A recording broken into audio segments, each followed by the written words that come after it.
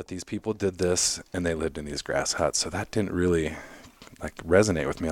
And I found myself wanting to understand and wanting more information. Yeah. And then one night, another student mentioned something to that effect of like, well, you know, why would they go build these structures, put this tremendous effort into creating these objects, but then be content to just go live in some shitty grass hut? They call me a listener, they say that I should start to explore everything. Oh, I may be a listener and maybe I should. There's joy in the message I bring. ShaneTrain, ShaneTrain. I am free and at ease. I record what I please. ShaneTrain, ShaneTrain, ShaneTrain. We are recording. Hell yeah, man. Brad, Yes. I'm so happy you made it in today. I'm so happy that I made it in as well. We almost lost this week. I know. Me as well. It was very beneficial. My co-employee says, oh, yeah, it's a holiday, so half day. I'm all. Oh, beautiful. Is it a holiday? Pie and beer day on Monday. Yeah. Can I have pine beer now? Utah holiday. Oh, we're Dude. working. I know. Brad, did you know that your episode is the number 2 most popular I did not know that. with 11 downloads? Nice. Yeah. Nice. How do you feel about that? I feel like I'm the second highest download. And the second highest. Well, don't let it get to No, your head. not really. Not, Oh, yeah. Not You're- for a couple weeks, no. 3 of them are us, so you kind of have to take that away. And my mom, your mom. And my daughter. Yeah. So, So you got like 5 people listening to you. that's Right on. big. That listen. Right on. You've made it. Actually, the thing that was exciting for me is I have not received any hate mail or, adverse reaction yet. I'm a little disappointed. I'll try harder. You Give it should. time. We could talk about religion today. a Yo. little bit. Ooh. That might help. That was on the Might table, instigate actually. some Yeah, hate. that actually could be on the table. Yeah, that's on the table. Dude, I listened to the whole season, all the episodes, and The Conspiracy was probably my most favorite. Like, I sat in my car to finish it. And you want to know what's weird? I missed stuff we talk about when I was in the damn conversation. Yeah, I had to listen to it again. I probably listened to it 3 times. Dude, it's good. Yeah, It's really good. Well, I was listening to you guys, not me. Whatever. How do you feel about your No. listening to your voice? I've always wanted to do like voiceovers or narrations, and so You liked it? it's awkward. It's always Yeah. awkward. It is a I little hate weird. it. I'm a little bit more comfortable the first time, and for this, I was pretty anxious about it, but Yeah, you got your haircut and everything. kind of, Because that showed well. yeah. Yeah. One of my favorite This stories. is in protest. So until everything gets resolved, this is just going to keep going. The beer's just going. One of Yeah. my favorite stories before you came on was Sean was telling us how you were getting prepped, and you're like, I gotta go home, I gotta shower, I gotta change my clothes, and Brad and Gunnar were just like, looked at you funny. You're on a fucking podcast. Yeah, there's no Doesn't matter video. what you look I'm like, oh, and then I walk in. Let's take a picture. Yeah, So I Good was point. like, "Fuck, Good point. Here we go. this is amazing. Well, I'm going to do this. You guys But gonna you're- gambay with me or what? Yeah. Your art was awesome. 1, 2, Yeah. I got mine 3. pre-poured. Oh, okay. Wow. Selfish I'm not gonna say bastard. the A word, but The what word? the schmalka schmalik. Anonymous? Oh, I really enjoy my sauce. Speaking of sauce, I couldn't. where the fuck is our palate? That's true. We said we wouldn't mention Jameson on season 2 unless they sent us pilot. So this is actually Jim Beam. They did I send wish. it, right? See, you can't Yeah, say that to a liquor because store. I was gonna bitch that. Why the fuck do we still have Jameson on the table if there's no palate? Good point. I thought that we discussed this last time that it might have to change to Jim Beam. I'm pretty happy Yeah, it's yeah, not yeah. Jim Beam. I'm just going to be honest here. I drank some Jim Beam before the Korn concert, and I hated every single minute of Are you it. sure it wasn't the concert and not the Jim Beam? Because Korn No, sucks. because it was pre-concert. you. They have 2 It good was- songs. It was Thank you. pre-concert. It's surprisingly man. not a bad show. Really not a bad. And we were in boxes, and we did Thanks, have Jim. service. Thanks, Jim, for that. Yeah, no, that was the Jim Beam. Oh, shit. do Okay, this. so Gambay. the Beam was pretty good, I guess. I still want that Yeah. T-shirt, by the way. It convinced me that. Okay, you got to say what the T-shirt At is. least I won't have to ever go to a Linkin Park concert. Oh, that's Thank real soon. I like it, though. I appreciate that. appreciate that, too. Was that too soon to go there with that? He died It's the yesterday. day after. Too soon, or am I right? No, he's had a whole night. I mean, in the end, it doesn't really matter. All you got was a from me, so I'm just gonna leave it at that. No disrespect. So But he's dead.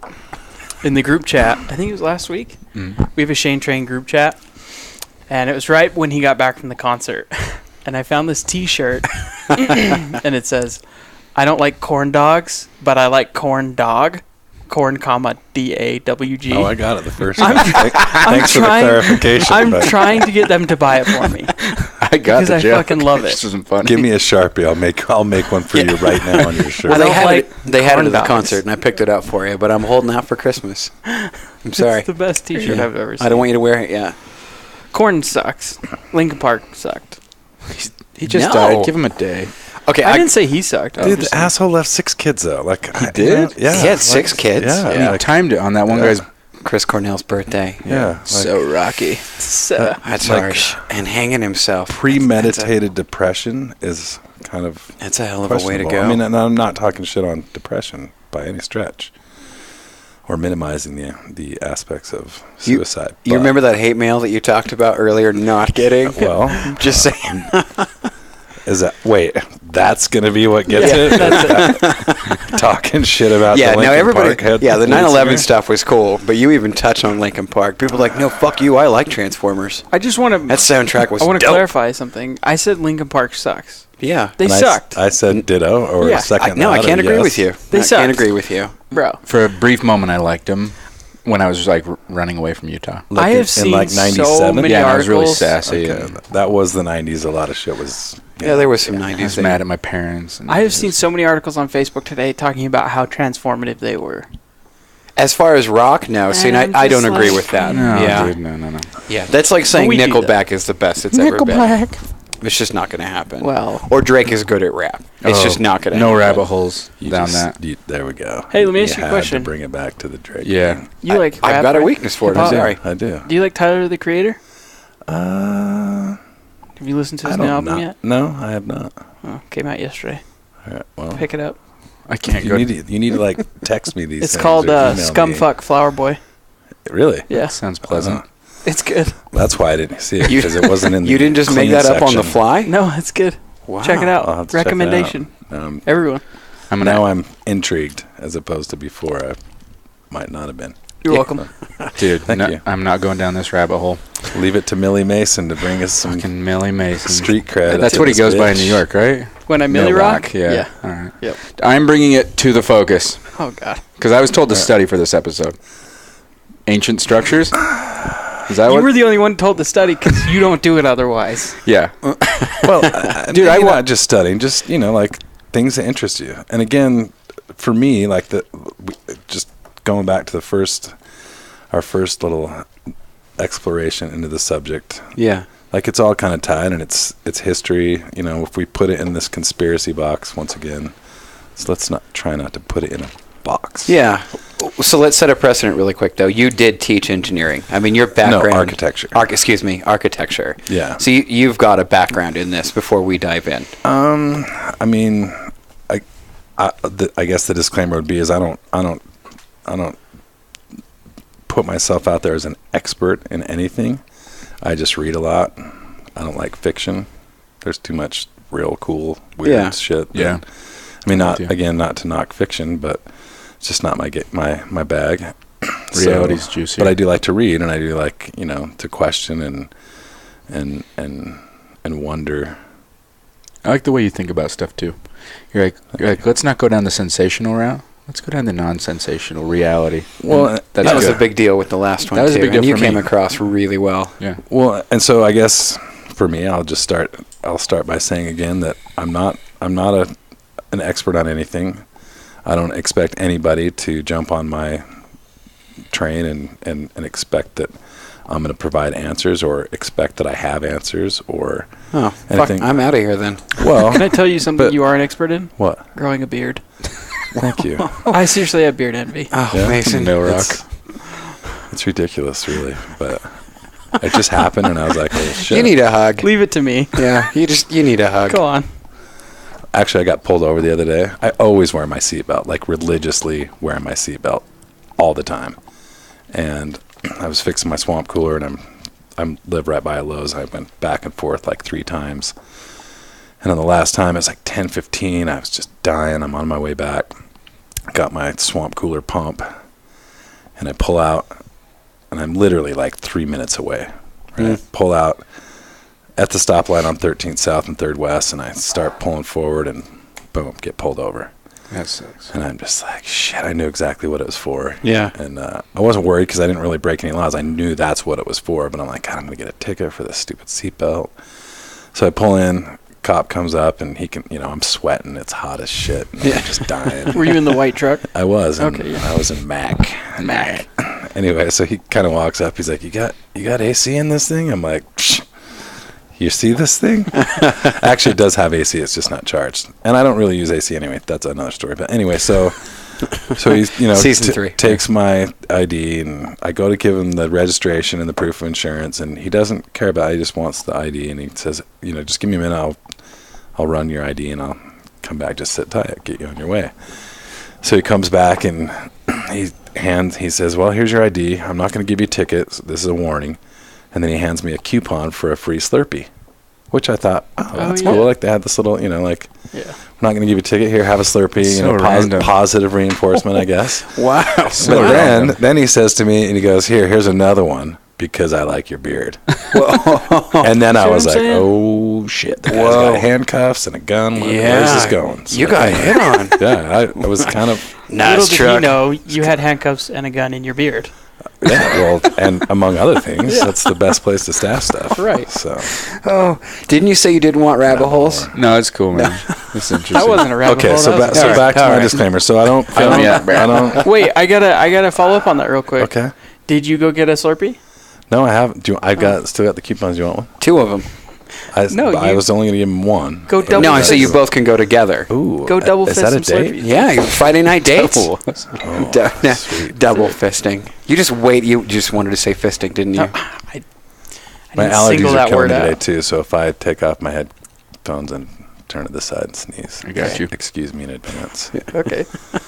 But anyway, so I'm not any expert. I don't expect anybody to take me as such, and I just goes back to the idea of cliches, right? Yeah. I'm 41. I've kind of come full circle to the idea that cliches are cliches for a reason, and that's because they're true. And the example that I like to use is knowledge is power. We've heard that a million times. However, it's obvious that that's not always exercised. But my point being is that when you say that, I have background, I do have a background, I do have experience, but it doesn't make me any more legit, in my opinion, than anyone else. I challenge anybody to just explore, right, and question it, and not take anybody's word. And so we'll get into that, I think, as we go. But you have a cool approach. I would call it an expert approach. I would say you're knowledgeable. Yeah. You fuckers trying to hype this show up. No. We got experts on the show. No, I would never call you an expert. Kidding. I really feel that way. Thanks, man. Thanks, bro. You're welcome. Same. No, Same. The reason why I bring it up is, when you talk about you had a class and you would challenge your students to look into some of these things a bit further than your normal in the 4 corner parameters. Go a little bit out of the box. Yeah. So, and I guess that'll be kind of pertinent to what we might talk about today in terms of kind of going. Last time we kind of had a broad brush stroke over a lot of different things, and we kind of talked about maybe going back to the beginning, and kind of talk about it from there, and maybe focus on earlier stuff before us. But yeah, so I had I taught up in the architecture school at the University of Utah, and I taught some communication classes, which was more software-based stuff, and then a digital fabrication class, and then I taught a studio class, which was one of the core classes of the program. And I was given the opportunity to kind of teach whatever I wanted. I was given, they wanted something different than the standard approach to design studio. And with the digital fabrication background, I kind of decided that I would marry the two together. And it was a session studio, so it was only half the semester. And I remember when I was in school, and I think I mentioned this last time, we went through the history classes, that were, kind of, architecture is a precedent-based study, meaning that everything that's done usually refers to something that was done before, right? So they in the pedagogy of teaching students how to become architects and designers, they encourage looking at things that have been done before, analyzing them, trying to determine why certain moves were made, and then build on that approach or build on that base of knowledge. Yeah. And I remember when we, started the history classes when I was in the first year of the program, our history teacher was really great. His name was Peter Atherton. And, I like history, so I was already engaged in the class and excited to listen to it. But I'll have to say I was extremely let down in the beginning because there was really more like, oh, this is what there was, and then let's just move on. It wasn't like, well, this is what there is, and we really don't know how they did it, and there's not really this precedent to understand how they did what they did or how they attained the knowledge, and there wasn't any discussion about it. So I went through and the program, and when I got into grad school, I took a class from a guy named Tony Serrato Combi, who was from Mexico, and his class was Mesoamerican history. So studying, southern tip of what now is the United States, all the way through Central and Northern South America. Okay. And, the Aztecs and the Mayans and all these different structures that we have throughout that area. And, we're going through this class, and he was a great guy, very interesting, but I'll have to be honest, the class was a little dry. And there was about only 8 students, and the class was on a Thursday night from 6 to 9. Whoa. So by about 8:30, at least half, so 4 of the 8 students were sleeping. But I was a nerd, and so I, was fairly engaged. Okay, I am and always will be a nerd, yes. Thank you. But so, anyway, he would go through and where I'm seeing these structures and these civilization or societies that were created throughout that area and the ruins that they left, and he's just showing these structures that were just so amazing that they were that old that they were of course they're not in pristine condition, but in comparison they're some are thousands of years old and still standing. And, a lot of these places had been overtaken by the jungle, and, then people, as they were discovered, went back and kind of preserved them, but the base of the structures were still there. And then he would kind of touch on, so that in itself is pretty sensational, these structures, and then in the conversation it would come up, talking about the layperson or the people that lived there. Obviously, these structures were palaces or temples, and they put a lot of effort into creating these edifices that stood for strong belief systems. Yeah. And, of course, then we imbue them with our understanding of our world and what they must have meant, even though we really don't know what they meant on most cases. So we can speculate, but... Yeah, exactly. And, that's pretty much all we can do and make educated guesses, but for the most part we don't really know. And if I was anywhere that there should be a stronger opinion of what did happen and how it happened, I would think that it would be in a history class and at a master's degree architecture program, and there just wasn't. And then it got to the point where he started talking about the people and where the people who built these structures lived, and that there's question whether it was slave labor, like for the pyramids, right? They say a lot of the more accepted idea about how those structures were built was slave labor.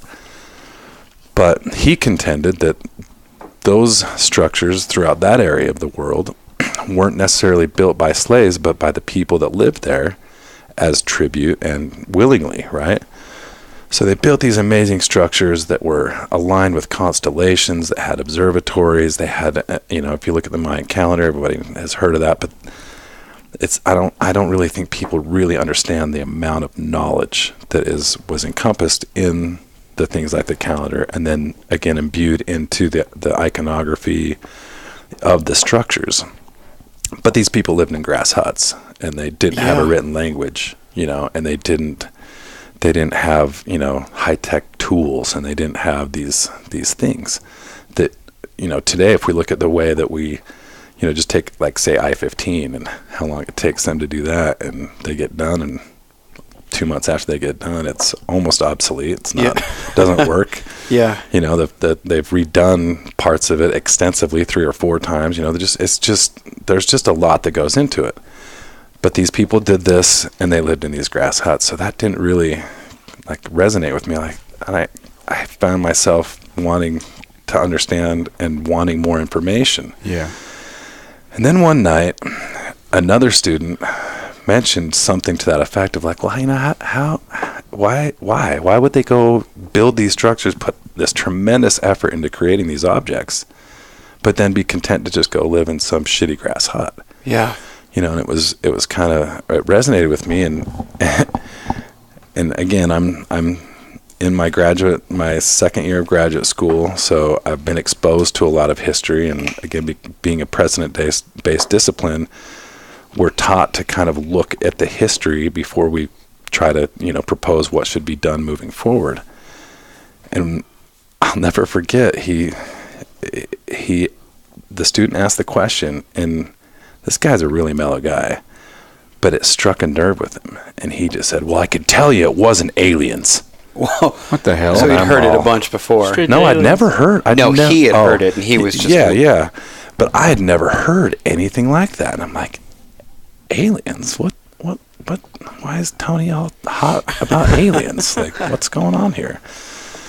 So after, I went up to him, because we had a really good relationship. He was also the digital communications teacher, which probably the most influential person that set me on the trajectory of my career and what I do now, and my nerdiness that has to do with digital tools and the software capabilities. I also came into school at a time where, for the history, the majority of the history of architecture, things were done in a very rudimentary way with a ruler or a T-square or a draft board and pen and paper, and it, for thousands of years is the way things were done. And then all of a sudden bring computers in, and we move into plotters, and then all of a sudden we have AutoCAD, and then very rapidly from there things just went crazy in terms of the software and the capabilities and creating space and objects that couldn't necessarily be addressed by traditional or contemporary construction methods.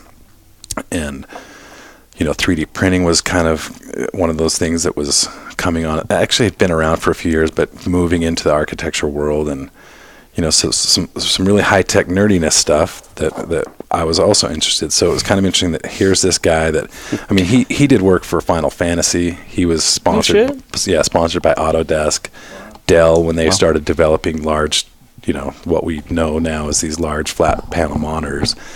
Before they even had a 24-inch flat panel monitor, he's got like a 32-inch in his office that from Dell that was like, hey, check this out. Whoa. So the dude was legit on a lot of levels. So after class, I went up to him, Tony, so what are you talking about with this alien thing? Oh, well, some people, I'm not going to try to recreate his accent, but it was kind of difficult to understand. In fact, I always say that I really only understood about 72% maybe of what he said, and the rest was like, what the fuck did Tony just say? But you just go along with it and whatever. But so I pulled him aside after class. I said, what are you talking about, aliens? He's like, oh, well, there's a lot of people that believe that the aliens built that stuff. And I'm like... that sounds like it makes a lot more sense than some Joeys that lived in a grass hut, so. Yeah. But that was the first time that I'd ever seen that. How old were you? I was old. I didn't go back to school till I was 27, so I was probably about 32 at the time.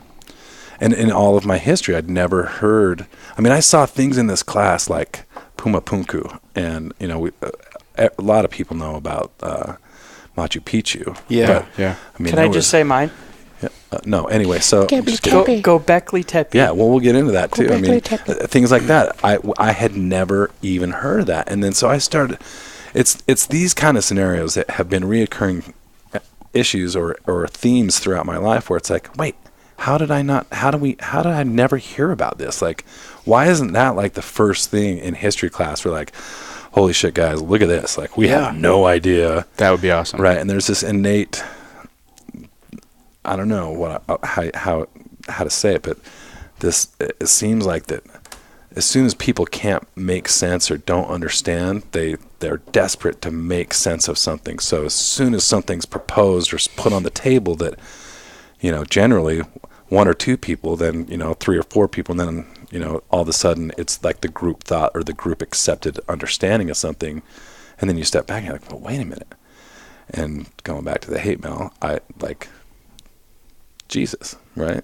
Like there's varying stories about the story of Jesus and Immaculate Conception versus some of these other things. Like, you see my point? Yeah. So, So all of a sudden, people are willing to believe that, out of nowhere was created this super baby.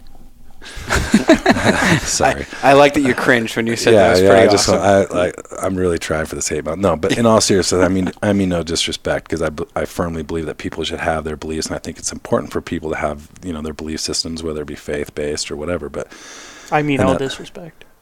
Well, I think Super Baby's awesome. If I can just say that, I think that's a good way to put it. And ironically, some people would take offense to that. Super Baby? But really, if you think about it, he's pretty super. If, in fact, the story is true, that's pretty... That's pretty super. It's all the same stories, even deeper, like the beginning of Zeitgeist. It's just the same stories. Well, yeah, so and this actually kind of, I know I'm going off here, but this will lead into that. So, I talked to him about this thing. He said, people believe it was aliens. And again, for another time in my life, I was like, well, that seems like it makes more sense than a bunch of people that just believed in something so much they were willing to sacrifice their entire life and their own happiness and prosperity to build these things and then go live this shitty life. Because it was not easy, right? No, not at all. If, in fact, humans built it.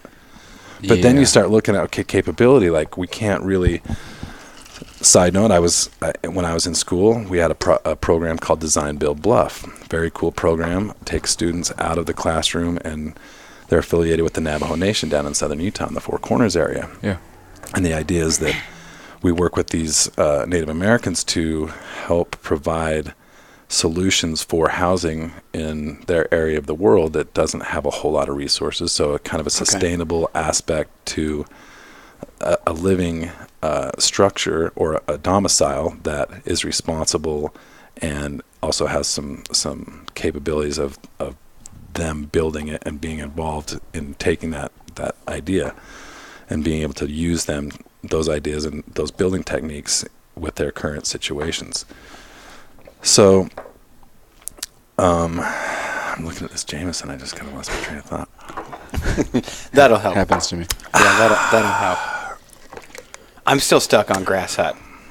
Well, yeah. So, I mean, why, right? Yeah. That's a hell of a tribute. If it's not slave labor, that's a hell of a tribute. To be like, no, I'll take the shitty conditions because I'm going to haul these 7-ton, 8-ton rocks with my buddy Joe over here. Then I'm going to go sleep on the ground when we're done. Well, yeah, so going back, you just put me right back on track. So we're down in Bluff. We have 15 students, most of which have never lifted a hammer or used a hand tool. We had computers. We had laser levels. We had the survey equipment, right? We had a solar trailer that provided all the energy that we needed to build this stuff. Okay. We could not build a 10-foot long, 8-foot tall 2x4 wall straight for the fucking life of us, right? So were you their leader? Easy. So clearly, Millie's the anti. Anti-Brad. I'm the antagonist. Yeah. Okay. Shane, I'm liking this. Yeah. So anyway, so we couldn't do this, right? And again, not that I'm like obsessed with this throughout at the time, a lot of this thinking and understanding or realization has come after. Okay. But going back to living in grass huts and creating these structures that were so incredible, like we had every tool, we had every opportunity, we had everything that we could possibly need, and we could not do it. We could not create a straight wall, or we could not create, what we wanted to, or, more importantly, what we'd drawn in our computers. So in addition to being a great learning experience for an architect, that just because you draw it doesn't mean it can be built, it was, for me, especially in retrospect, it's how do these people that had no technology, no way to create a plan or a written, organization of how things come together, could then create these objects. At the same time I was in Bluff, I had the opportunity, I took the opportunity every weekend that I could, in any free time, to drive around to Hove and Weep, Mesa Verde, Canyon de Chelly, and see some of these structures. And again, some of these structures that were built by these people that through accepted history and archaeology and anthropology did not have the ability to communicate this information outside of an oral-based history, created structures that were aligned with, say, a moon cycle that was 18 years, that every 9 years the moon, as it traced through the sky, changed a certain degree for 9 years, and then it came back. And yeah, it was an 18-year span. But how do you... And they were able to map it. Oh, not even map it. They had elements within the building, like little tiny windows that were maybe 4 by 4 inches in this huge, stone structure that on a certain day, at a certain time, during a certain season, you could see, say, a constellation or an arrangement of stars or the moon. It was just incredible.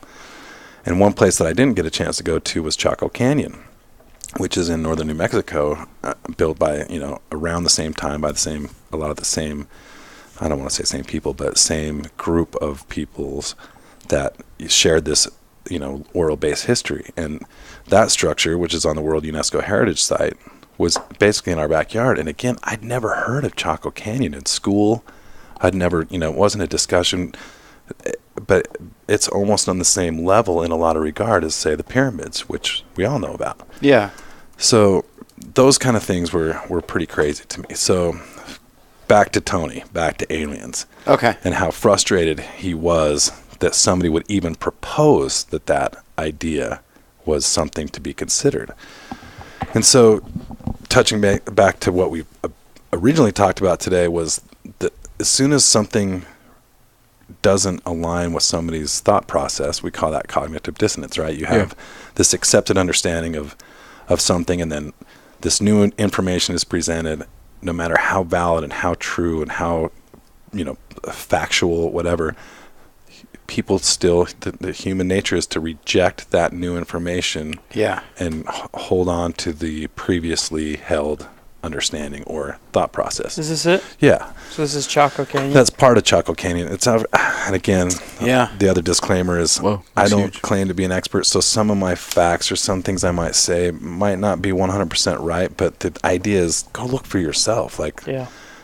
We'll touch on things and definitely give an opportunity to look into these things, and it's close. It's here in our country, and it's amazing. And there's actually Robert Redford narrated a great documentary on Chaco Canyon, and we watched that when we were down in Bluff. And I remember that there was a section where somebody from the USGS was talking about, when they come to a site like this that they have relatively no information on, they start to try to figure out based on the clues or the evidence that's left. And the one understanding of this was that this was like the hub of the Anasazi civilization at one point in time. So this was housing. Well, that's kind of the accepted archaeological understanding of what this location was. Here we are back to speculation. Yeah, like our best. Yeah. Well, and I get that to some degree we have to, have a conversation, collect the data, and analyze the data, and then come up with a hypothesis, if you will. Yeah.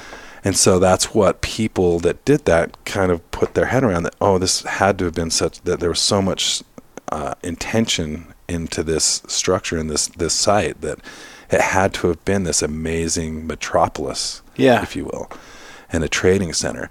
Well, all of a sudden here comes another guy, and he says, okay, well, typically when we come across a site like this, one way that we can kind of gauge the human interaction and the volume or the number of people was by studying the refuse pile. Okay. And there's ways, which is really common. Yeah. That was kind of the standard practice, right? So what he found interesting is in examining the site and using aerial imagery and carbon, analyzing and how they do that is carbon, a buildup of carbon that's not natural to the area, right? So the refuse, obviously, we're carbon based. We eat stuff and we excrete and we pass. Stuff, right? Except girls. Yeah. Girls don't eat or don't excrete. Because I know they don't. Yeah, anyway. So let's not turn this into a gender thing, please, because that's where the hate mail will come. Yeah. This is not a gender issue. Anyway. So if people want to look this up, it's CHACO Canyon. Chaco Canyon. Yeah, northern New Mexico. Like the sandal. Pretty awesome. So this structure, I believe, is laid out, and we're looking at some pictures here on the net, but this isn't all of it. There's this, from what I understand, this site spans over 96 square miles. We have structures that are not in line of sight. So right now we're looking at a drawing of what it should have looked like back then, quote unquote. Allegedly. Yeah. Right. So this guy starts talking about, I don't really buy into this idea that this was a civilization hub. And, if we did, we'd have, somewhere around in the immediate vicinity, we'd have a very large refuse pile, remains of a refuse pile or evidence. And we don't have that. And so, other people that have investigated the site contend that it, in fact, was not a hub of civilization. That it was more of like a temple or a special site that had certain uses, and it wasn't just for everybody, and that's not where everybody lived. The other interesting thing that I've heard about Chaco Canyon is, if you look at the pictures, they have these very interesting key-shaped doorways. Yeah. And a lot of it is based on what we call the kiva structure, which is a somewhat subterranean, or at least half subterranean circular element that then had logs and earthen materials for the roof. And ceremonially, when those peoples would abandon or discard or move away from these structures, they would have a ceremony on how they got rid of, or they wouldn't just leave, right? They dismantle it. Yeah, they would dismantle it, and they're based on their belief systems, whatever that may be, returning it to the earth or whatever. So there was evidence of that at this location. So again, there's some controversy about what exactly it is, but the fact is it's there. We have. See, I think granary storage. Like I think a hub for. If you're feeding a massive amount of people, I think like a massive storage. Yeah, and William, you can go ahead and think. That's what's great about it. You're free to. No, I'm just kidding. I'm not saying that you're wrong by any stretch. Well, you gave me permission, so that was awesome. Everybody has permission. You don't need permission. I was looking at the pictures here, and it's funny you said that it might have been a temple, because I was just thinking like the stairways were so narrow. Mm-hmm. I can't imagine like foot traffic, that being like a city center. Yeah. It just looked too narrow to be that. So we could go on again for a lot of these structures. I noticed as you're scrolling through, you see things like Mesa Verde. So when I was down in Bluff, there was a gentleman named, of course, I just went blank. He was an archaeologist, had a company called the Bajo Archaeology. Anyone familiar with Bluff, he's the guy that owns the farm. Bill Davis, that's his name, Bill Davis. You remembered faster than I could type. So we talked to him one night, and as I went around to these different sites, and trying to get a grasp of when in the timeline these structures were built, at some point about 1,100 years ago, and previous to 1,100 years ago, the people of that area, say Mesa Verde, for instance, on top of the plateau, they lived in these kivas, right? And from a passive environmental control aspect, it makes much more sense to have a somewhat subterranean living structure. And the way that those things were built, they were circular, and they had, like I said, the earthen roofs, partially above ground, but mostly underground. And they had a ventilation tube constructed into it, and then typically would have a square opening at the top where you would access the structure, the dwelling. And that made it so it was very efficient to heat it, keep it cold, and to keep it cool, and then have oxygen, fresh oxygen in circulation. So made it a very passively environmentally controllable space. And then, and this is straight out of Bill Davis's mouth, that I said, well, why would they why are they in these bottom of the caves in these cliff dwellings.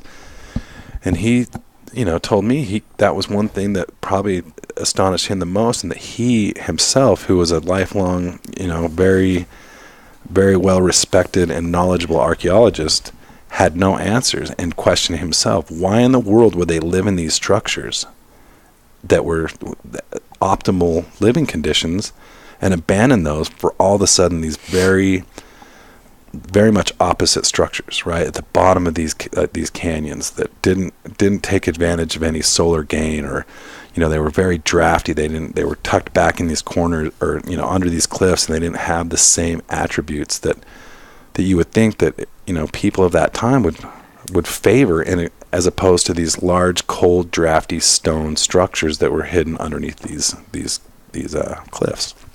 So that was a pretty amazing experience. But again, at that time, I'm just kind of getting, exposed to all this stuff. Yeah. So going back to the conversation, and this was before Tony's alien comment, right? This was my first year of grad school. So your mind's already just going, like, wait a minute. Well, it's definitely starting to go, well, wait, hold on, right? So he talks about this alien thing. Well, I didn't really have time because school was so demanding. I didn't really dive into the whole idea of aliens, right? Although I'll have to be honest, it kind of made sense, and to some degree, that at least there's another possible solution. Yeah. Or a story or whatever you want to call it. So fast forward again till after I got out of college, and had almost forgotten about that comment that he made that day. I'm watching History Channel, and all of a sudden, lo and behold, well, hold on, actually, let me back up. There's a show in the 70s that was based on a book called Chariot of the Gods. I love that movie. Yeah. Yeah. So Zachariah Sitchin wrote the book, I believe, and then this movie in the 70s I came across on our wonderful YouTube. And again, that was the same time that Google, I think I mentioned last time when we talked about 9/11, like when I came across the loose change, like, yeah. That this a few years after that, so to see a full-length documentary for free on YouTube was kind of fresh, right? And Chariot of the Gods, that was trend-setting. It was awesome. I mean, no one had written anything like that. Well, and didn't he get marred for it? I mean, there was a lot. Well, of yeah. I mean, not only marred for it, like it just goes against, because you have to start answering all sorts of other questions if we start entertaining this idea, which again goes back to this cognitive dissonance. What do you mean, Chariots of the Gods? There's only one God. Like in this whole, if we just take, I'm not going to isolate any religious belief, but it goes against the grain. Yeah, I mean, and if we just take Christianity, right, as one kind of larger idea of religion, you have to start explaining a lot of different things, right? And so I saw this Chariot of the Gods, and my dad was an interesting guy. He really liked science fiction and stuff. So we had some conversations about it. He's like, oh, yeah, I remember when that came out. And I'm like, well, so what do you think about it? Yeah, it was interesting. I'm like, but Dad, yeah, like, come on. Like, and so he started kind of explaining to me that, that did come, when that came out, there was, exactly like you said, this kind of like, excitement or people started talking about it. Yeah. And then, of course, people started attacking people that started talking about that as crazy and illogical and, jumping to conclusions. So I'd seen that, and then back to History Channel, lo and behold, they come out with this series called Ancient Aliens. Yeah. Okay, so even in this class, I'd seen some things that we'd never talked about. And then I see this movie, Chariot of the Gods, and all this, just more stuff that you'd never heard. And now all of a sudden they have this TV series. Yeah. And it's funny because, a lot of people in the ancient alien world or conspiratorial world, I've heard often that the best place to hide something is in plain sight, right? Yeah. So start looking at watching all these episodes, and every episode, lo and behold, here's this new structure or this new object that, for someone that has a master's degree in architecture, you kind of feel like an idiot for not ever that you didn't know. Yeah, like never even seen it. And then not only do you feel like an idiot, now you start being like, well, why didn't they talk about this? So that was kind of the foray into the ancient aliens thing, right? Okay. So in this class that I taught, this design class, since it was a technology-based digital fabrication design studio, I thought it would be fun to take my class I had about 15 students, and the fact of the matter and the reality of the situation is that we're here in Salt Lake City, right? So I have a large cross-section of students that are of the LDS religion, right? So they have their set of belief systems, right? And of course, they're, again, going back to, if you start talking about this, or if you start analyzing these things, then it brings up these other questions. So I had to be really careful that I'm not trying to put my belief systems on anybody else, or contradict anybody's belief systems, although we could talk about that. But so I just said to my students, so how many people have heard of Puma Punku? Nobody. How many people have heard of, I just started listing these different sites. Yeah. And so the first project was to go and find an ancient site like that. It could be the pyramids, could be whatever, right? And do a little bit of research, and then try to figure out, based on that research, what the accepted understanding of how those structures were built. But then as we talk about, 3D printing and laser cutting and CNC robotics, all these kind of things start to kind of maybe create a hypothesis about how those things, if we're not talking about history or what somebody says that was, or what what religion says it was, or whatever, let's just strip all that away and just think, okay, well, say the box. So maybe Google Puma Punku and look at these blocks. So this is a megalithic structure. This blows me away. Yeah, you look at this one in particular, and they look melded together. Well, and the machining, we have these interlocking blocks that weigh multiple tons, like perfectly flat surfaces, perfectly polished flat surfaces, hard stone. And as far as basis of history, yeah, exactly. Okay, yeah. This is supposed to be impossible. Well, from what we understand, from what we're taught, and for what.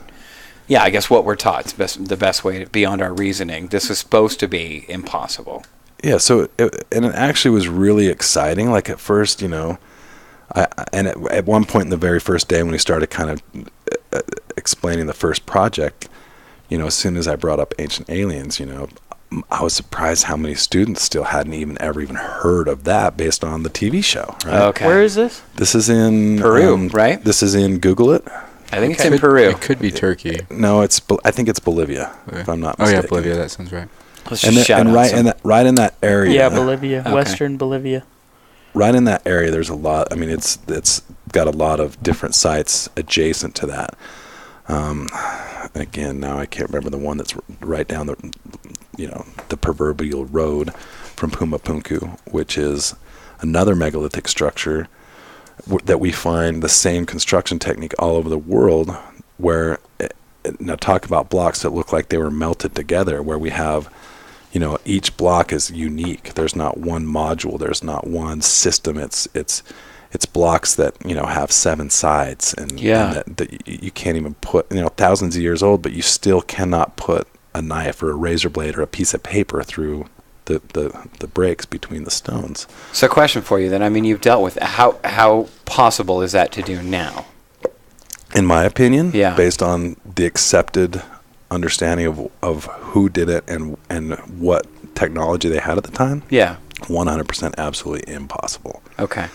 Right, and of course, for every one of these subjects, we have people that dedicate their lives to debunking these things, which is great. Like I don't want to just drink Kool-Aid and believe whatever I see, and I definitely don't want to just go out and say, okay, well, this is what everyone believes. Let's go find out what some people don't believe differently, and then let's just try to prove that. Yeah. So anyway, back to the students. So it was really interesting once we kind of got, I got the giggles and everything, and it was, and it was good actually, because I wanted to keep it lighthearted. I wanted it to be something that didn't challenge their belief systems or put an extra layer of inhibiting. Yeah, you don't want to wreck a it. foundation. Yeah, I mean, I just wanted them to think about, okay, so here's these objects. How could they have been built with what we have right now? Right, so I'll take a laser cutter, for instance. So we had a laser cutter in school, and I use this analogy where A laser cutter is essentially an energy-focused machine, right? It takes a beam of light and it focuses it using a focal lens, and based on power and speed and that focal length and the type of laser, it can cut through various materials, right? So acrylic or wood or plywood or MDF. And every one of the students at that point had experience using this laser cutter. And so I kind of, started with that connection that, look at these huge objects and then think about ways that they could have been done if we're not thinking about what was there. So that was really interesting, and people were able to, come up with different ideas, and it was interesting to see how it kind of came together. But I had at least 80 to 90% of the students tell me that they had never seen anything like this. They didn't even know this stuff existed. And even though they'd never heard of ancient aliens and they weren't necessarily ready to buy into that idea, it definitely opened, their minds to things that may have been possible back then that we don't know about. And then, of course, what was almost equally exciting is how do we move forward using the technology we have and relate again back to this precedent-based element. So what's the theory that Pumapunku was for? What's the accepted? Yeah, what is the widespread theory? How do they pull that off? Well, see, was it the Aztecs or the craftsmen. Incans or what?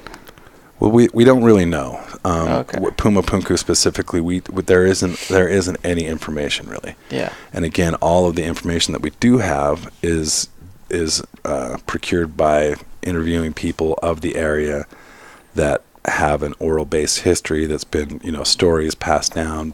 So okay. Oftentimes we talk about mythology, right? Yeah. Mythology, in some cases probably is accurate history, but then it also is in a lot of cases or some cases, or, I guess the variability in how much either side of this, but we have some part of it that's true, and then some part of it that's embellished, right? Yeah. For whatever reason, whether it be sensationalism or bedtime stories or campfire stories, whatever. So we always are going to have that challenge of sifting through all that, right? And we may never know. Dude, I got to interject just so. Okay. What's funny is I watched a bunch on these structures this morning, and what I found was these amazing structures exist and these amazing lines and cuts and designs, right?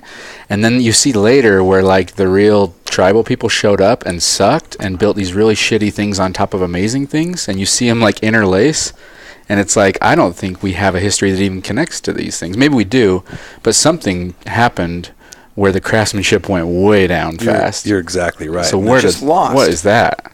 Just totally lost. So there's I think it's in Peru. Dude, the wall?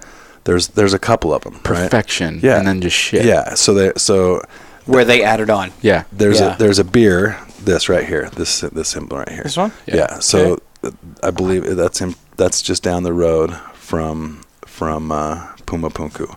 But if you go back, this is a famous one, right? There's that. Look at all the sides of that. That's a famous image of that type of construction. How are you going to do that, first of all? But that's actually that image is on the national beer that is made locally in that area. Oh, really? Yeah, and it's amazing just because there's so many people that don't even want to just entertain the idea that there's something that forget aliens, but there's just was technology that we don't have. But that rocks a foundation. You're talking about completely changing the mindset of, because we've convinced ourselves that we're the most advanced state that's ever been. Yeah, and that's easy. In my opinion, that's got to be the easiest way out. Well, and touching on what Shane was saying is that I think it's near Machu Picchu where they have. And I remember from one of those Ancient Aliens episodes where they touched on that very thing, where you go down at the base and it's just this meticulous, perfection, immensely perfected craftsmanship, and then above it, because they build on these are somewhat sacred sites or important sites to these people, and so they don't just bulldoze them or raise them completely. They build on top of them, and you can just see the civilization. As time goes by. Yeah. The construction methods. It's like our version of humans showed up and it's like, oh my god, this is amazing, and then just starts like stacking stuff and it's like, we did this. Like yeah. And You've been to Machu Picchu. Well, you right? hear. I mean, this is obviously later on, but you hear the theory Dark Ages. It almost seems like that's a perfect example of like we just went in the dark. I don't know what the hell happened, dude. Yeah. Speaking of putting shit on amazingness, have you guys heard of Baalbek? Is that how you say it? Yeah. So yeah. Baalbek, Baalbek, Baalbek. So they have these stones under these Roman. Megalith. Yeah. So here's the thing. This is how big the stone is. One of the stones that's set in place. It's 70 foot. Oh shit! Homeboy brought some notes. Yes, dude. 70 foot by 14 by 10 square. What is this? Whatever, squared. This is Baalbek. But what are the dimensions you're talking about? 70, 14, 10 is one solid block of stone. Okay. And they're like, there's no way in hell they could set this. Okay, if they did, they were drawing it from somewhere. So they found the quarry. I guess how much the one in place weighed. Just a shot. 10 tons. Fucking okay. dude. I don't know. Thousands of tons, right? Oh, this one was 800 tons. Okay, 800 They went to the quarry, and there was a 1,000 ton and a 1,200 ton, and they were already cut and ready to go, and something stopped, and they didn't set the other ones in place. Okay. Romans show up, and you see, like, modern human or Roman human is the best they can do is like a tenth. Yeah. And it's on top of those ones. Yeah. So Is what this the kinda what you're talking hell? about? Okay, so arguably, Yeah. right, we talk about slave labor, and that's the easiest to go to. Like you've That's got hard to pull I would say off. that's the go-to. So yeah. when I I mean, see you've that, you've I got a ruler, think of- and we've now got slaves that we've captured or whatever else, Yeah. like Own war, you, yada. do Yeah, it. yeah, you're going to do this. More than 10 tons. So an 800-ton block. Sorry, I shouldn't have called you. What is that going to? How many slaves are we talking? I mean, we're talking No, I don't know, man. hundreds and hundreds of. Not what about enough, what in about my the opinion. cordage?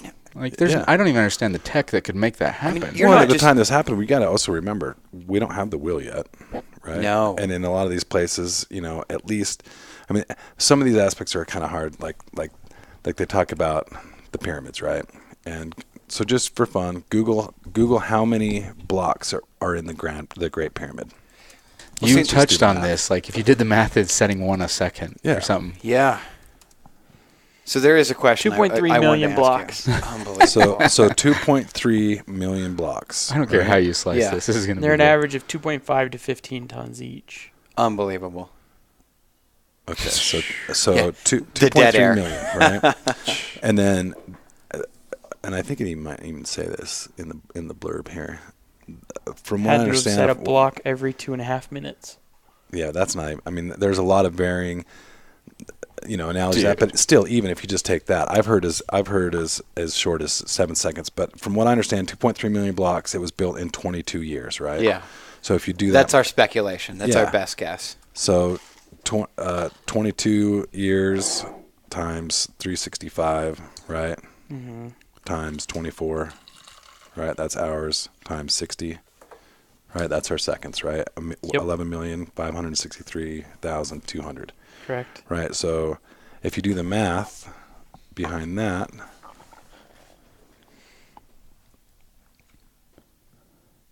Are you good at that's math? 5 seconds for every block being cut, quarried, and transported. Dude. Right? Let's even pulling this off right now with any resources available would be hard as fuck. Yeah, we couldn't. So and to answer that, or at least point to something, how do we analogize that? How do we connect that to now? So in Egypt, and again, the location escapes me, but there was a dam that they were going to put in place that was going to flood an area, and they had to move some of these giant sculptures. I didn't know this. Yeah, They had to and- move some stuff that existed. Yeah, and they had a hell of a time. Oh, yeah. And I can't remember offhand what it was. I can't even imagine 800 tons on a bunch of flatbeds. Yeah, Maybe? And what crane? Like the crane, I can't.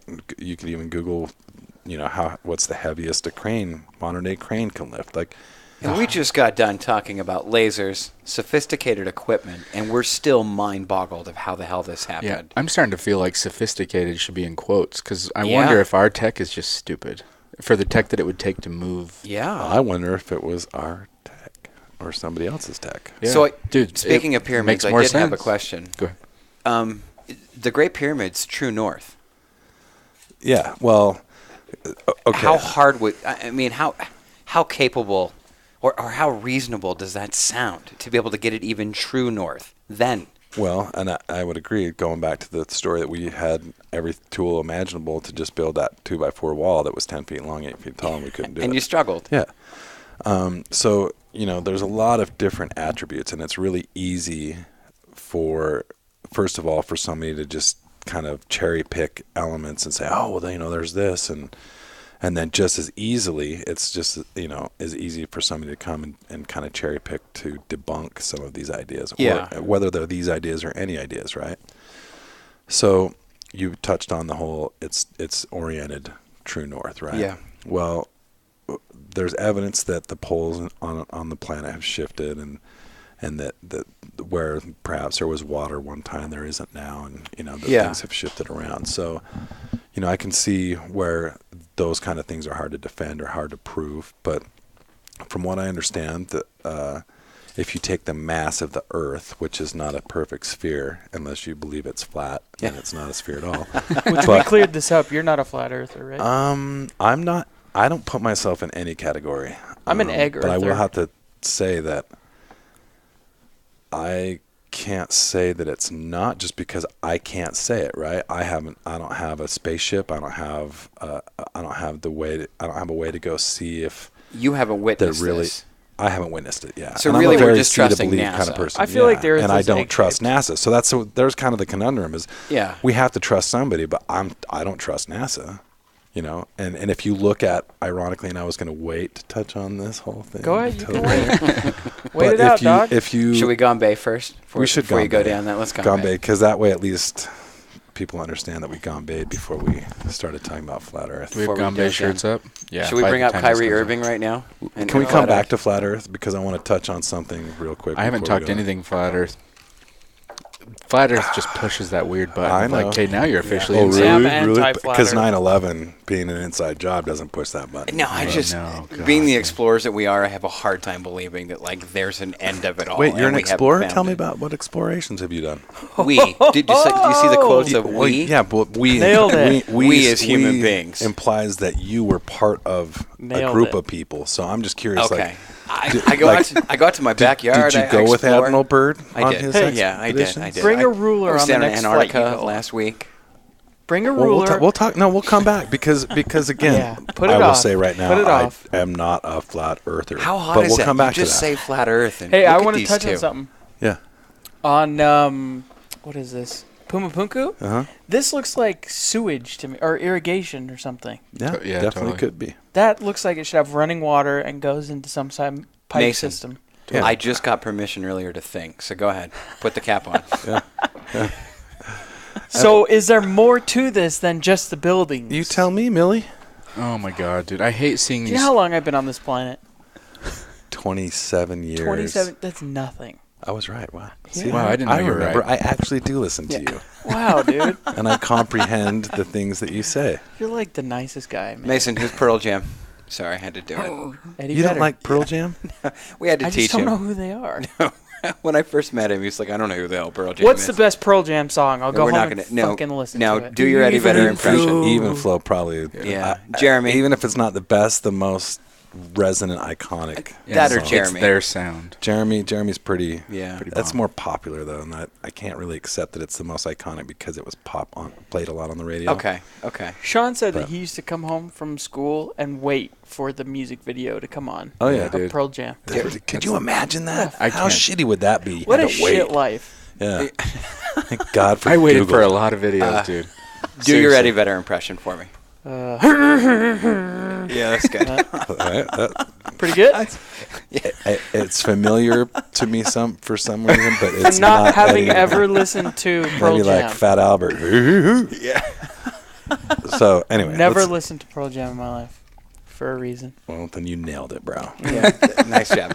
Okay, so I'm before we just get to saying. flat Earth, yeah, no, I'm with you. Like, and one of the other things that I've been told about, and that I've read about these the material that these things are made from, these building blocks, is that it's a material called diorite. Yeah, they choose the harder one. Yeah, well, it's on the Mohs hardness scale, which is the scale used to categorize the hardness of a material. Yeah.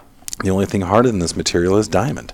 And if they had diamond tip tools, then you would think that we might have some evidence of these tools. You would think there'd be traces, fragments or something somewhere. Well, or me where's the personally, quarry of where they mine the diamonds from to make these tools? So I own a laser cutter, right? I've used a laser cutter in school and ended up eventually purchasing one and owning one. And you can engrave, you can cut various thicknesses, and all those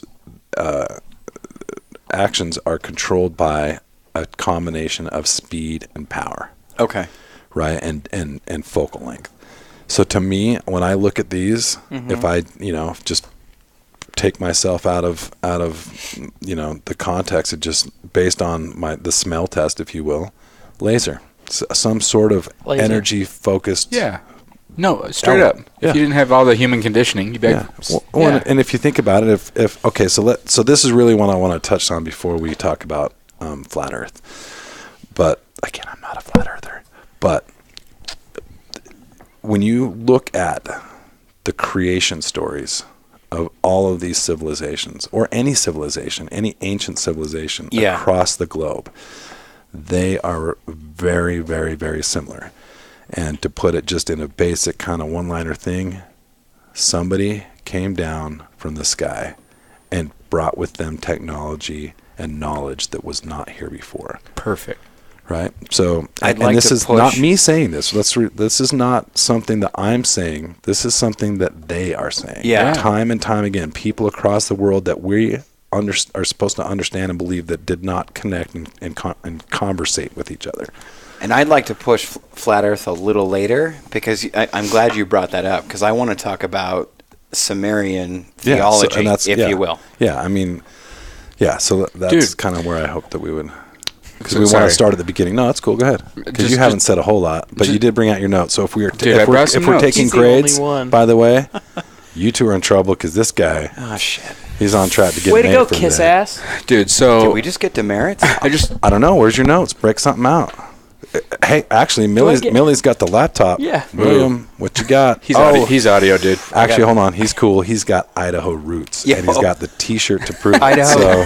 So, you guys are all sitting at least a solid C at this point. It's Idaho roots. Sorry, homies. Well, I'm from Utah, so it's roots, and I play the piano because I'm a pianist. We're going to head out to Thule later. Nice. Thule. Nice. We're going to go to Hurricane. How does it make you feel that you'll probably die never knowing the truth? We might know. Please, God. Okay, please, but hold on. God, let me just entertain the idea. You'll never know. Well, I'm not sure. I mean, I'm still trying to figure out what I believe, right? Yeah. Okay, that's because I'm leaving that all open to why we're here. However, I am hugely interested about why we're here and how we got here, and that kind of touches on this whole creation story. Because I think there's also I want to hear, Shane, what you were going to ask. Sorry. I'm just being struck, and maybe it's the shots of Jameson. Let's just pretend we're tribal and we're sitting in like South America, and someone just arrived to our tribe over the ocean on a ship that we're like, what the fuck? How do you make a ship like that? Yeah. And they're like, hey, we came from across the ocean, and we're like, we have canoes. There's no way we could cross that. There's just no way. And so you're sitting there going, oh my God, how did they do this? And they bring tech to you. You're like, this is amazing. Oh my God, this is like... And when I'm explaining this makes easy sense, right? Some guy invented a bigger ship, learned how to cross the ocean. The only reason this is all a stretch is because space travel to us is hard. How do you travel millions of miles, right? So for these tribal people, it's the same as us sitting here. Well, if we could just cross the ocean, but there's no way we could cross the ocean. If we could cross the ocean, though, nothing's a stretch. Because we're just a bunch of tribal people and aliens or whoever shows up and they're like, hey, we can help you out here. We're going to screw some of the native people, and then we're going to bounce, right? This is what makes sense to me. Perverts. You're glowing. So it's relative. No, it's relative.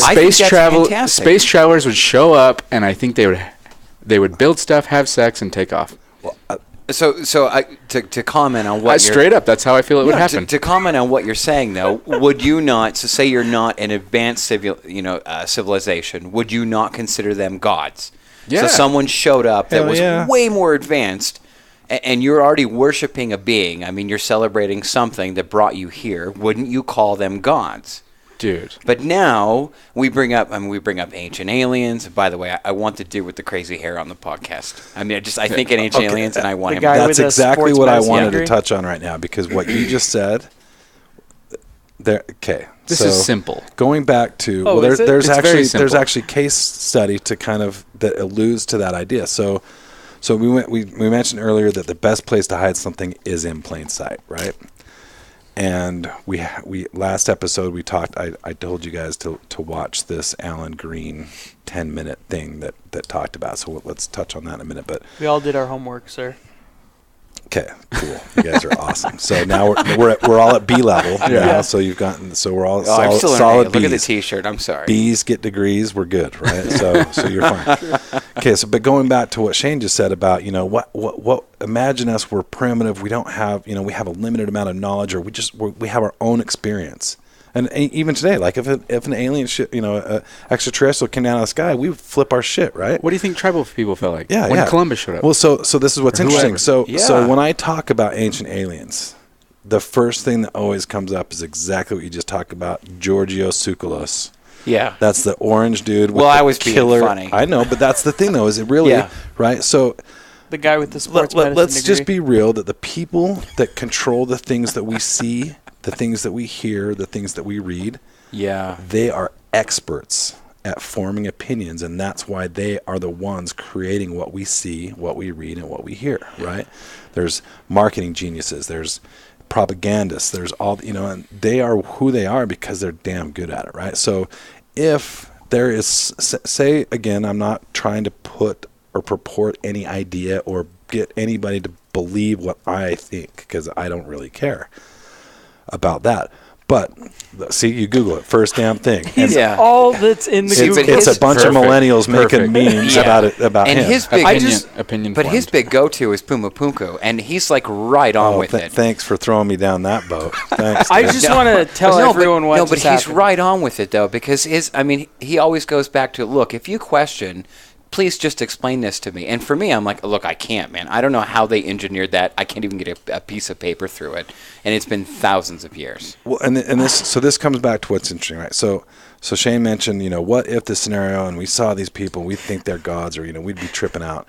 Well, there actually is evidence of that very thing happening.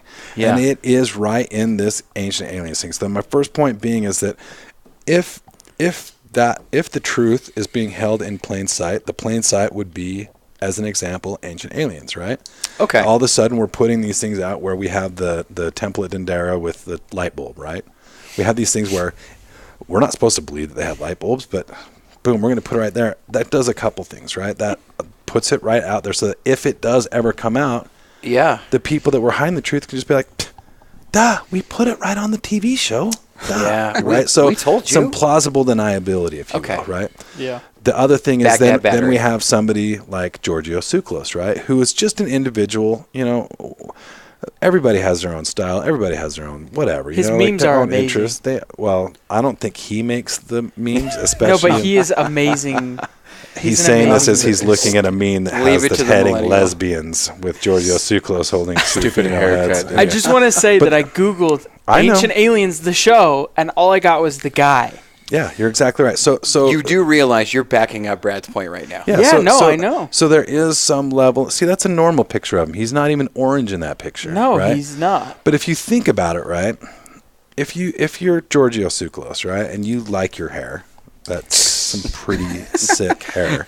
I'll give him props. Why he can do it. And his purple velour suit, whatever, right? It's his style. Like, if we're going to attack somebody's information or knowledge based on the way that they look or their appearance, then that seems kind of third grade. It's like knocking Dolly for his mustache. You know why I knock what they do is they put him right out in the front because they know. And then also think about. I mean, again, I'm not saying that I believe that this is calculated necessarily. But what I'm saying is it's not necessarily not calculated. No, I love what you're touching on here. Because you know why I knock him though?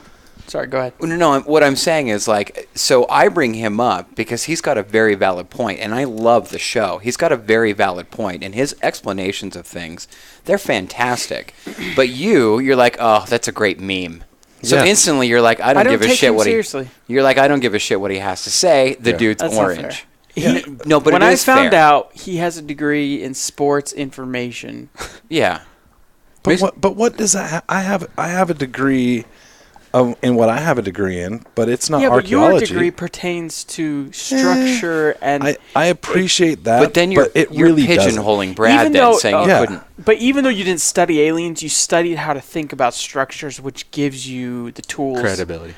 Well, I appreciate Sports that. Again, I'm not going information to. I see where you're coming from with that, but my answer to that would be, well, I didn't study archaeology. I'm not an archaeologist, so why can we connect these dots, but yet the people who are supposed to be the professionals there, aren't well, not only aren't, but aren't interested in that, right? True. Because for an example, again, not to harp on religion or anything, but if that individual, say, is a Christian, then that predisposed belief system and construct, it denies them the ability to really look at all possibilities. That right? boat's rocked. And we're raised to not be boat rockers. Yeah. Try this on, too. Imagine you were the best in your field, the most studied expert, and then there's something you absolutely can't explain. I feel like there's an element of pride when they're too educated. It's kind of like Hugh Nibley when he couldn't explain why the Book of Abraham script or templates.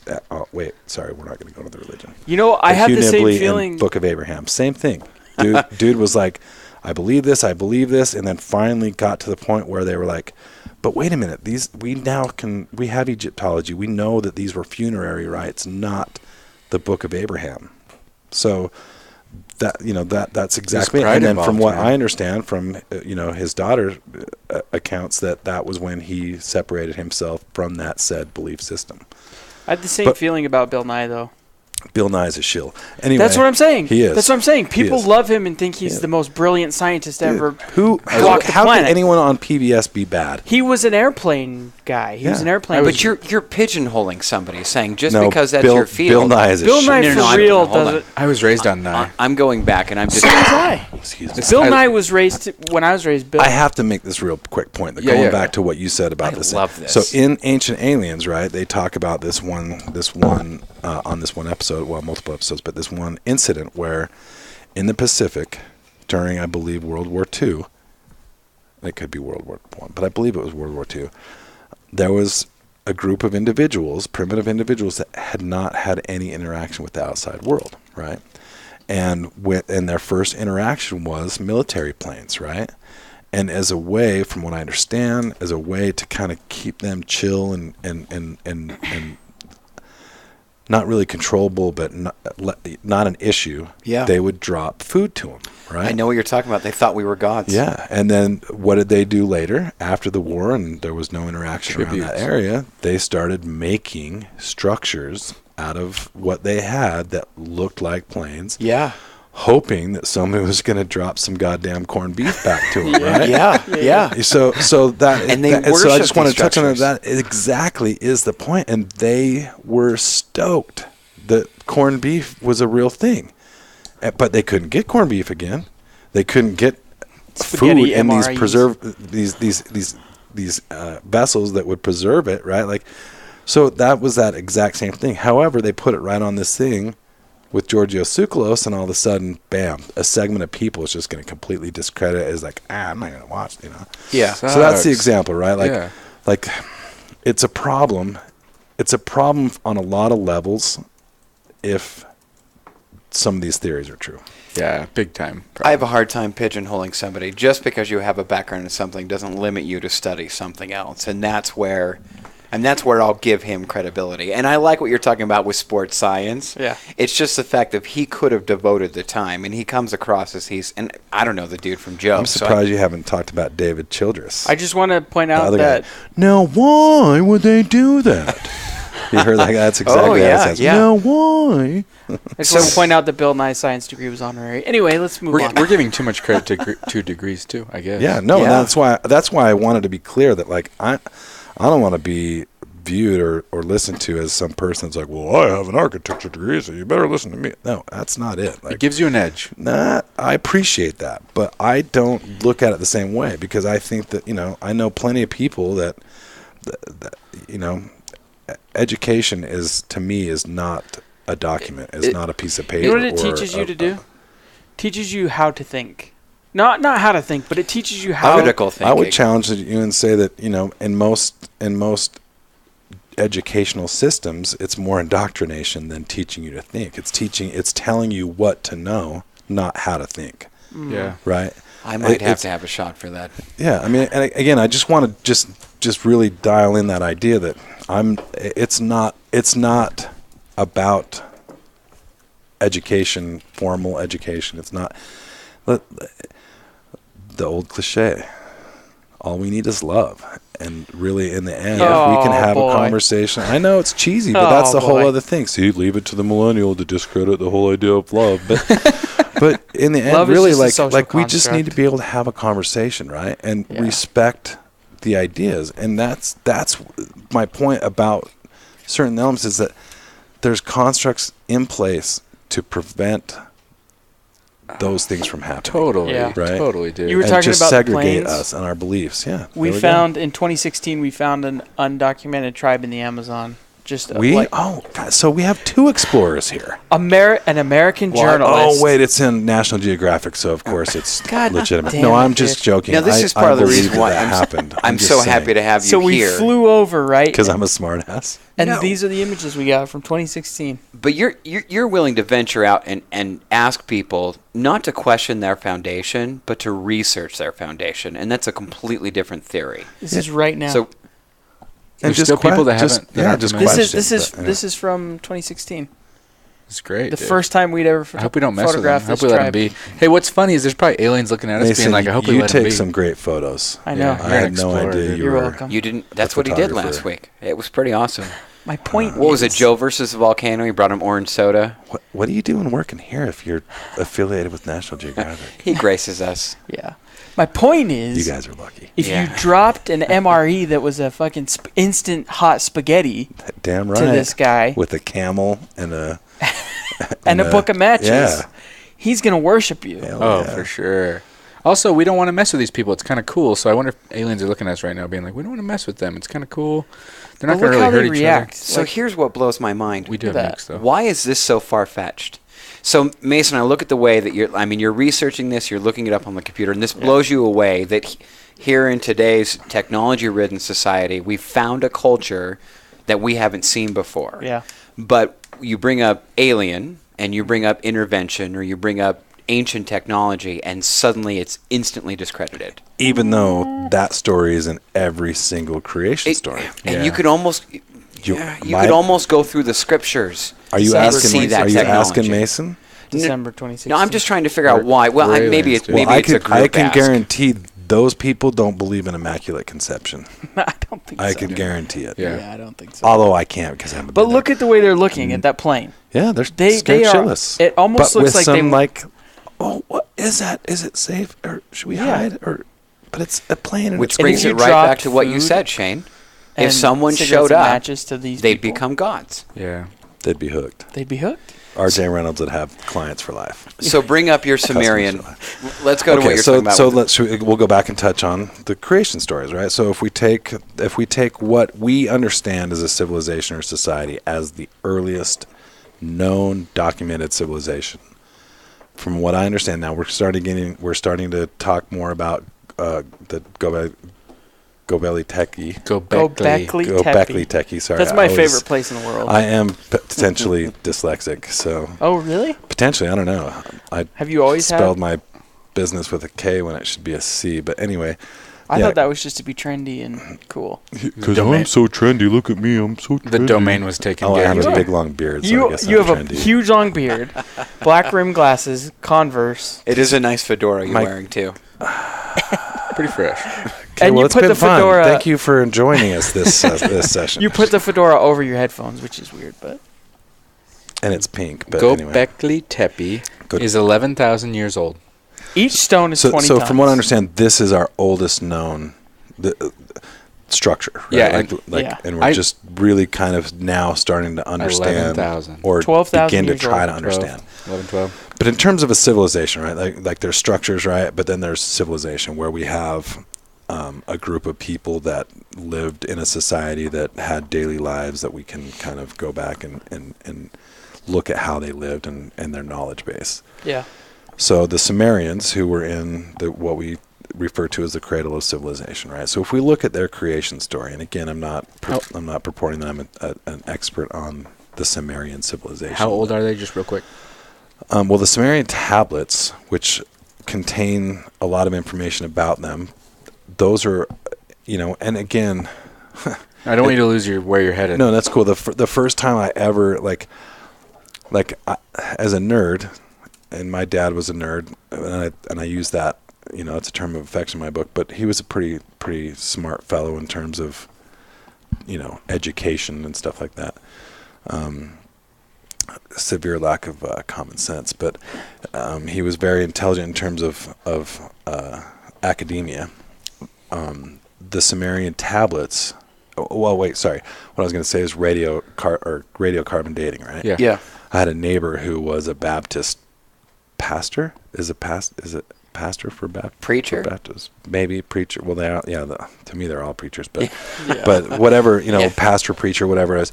He was the first person that I had ever heard of in my life that actually questioned radiocarbon dating. So apparently there's a question of whether it's real. But radiocarbon dating is the idea that there's a half-life to an element, right? And so every period of time that Will decrease. amount will decrease by half, right? Half-life. So Yeah. so that's how they use radiocarbon dating to date objects or elements, right? However, if they don't have carbon in them, or there's all these kind of maybe what if, we don't really know. But from what I understand, the Sumerian tablets are at least 6,000 years old. Okay.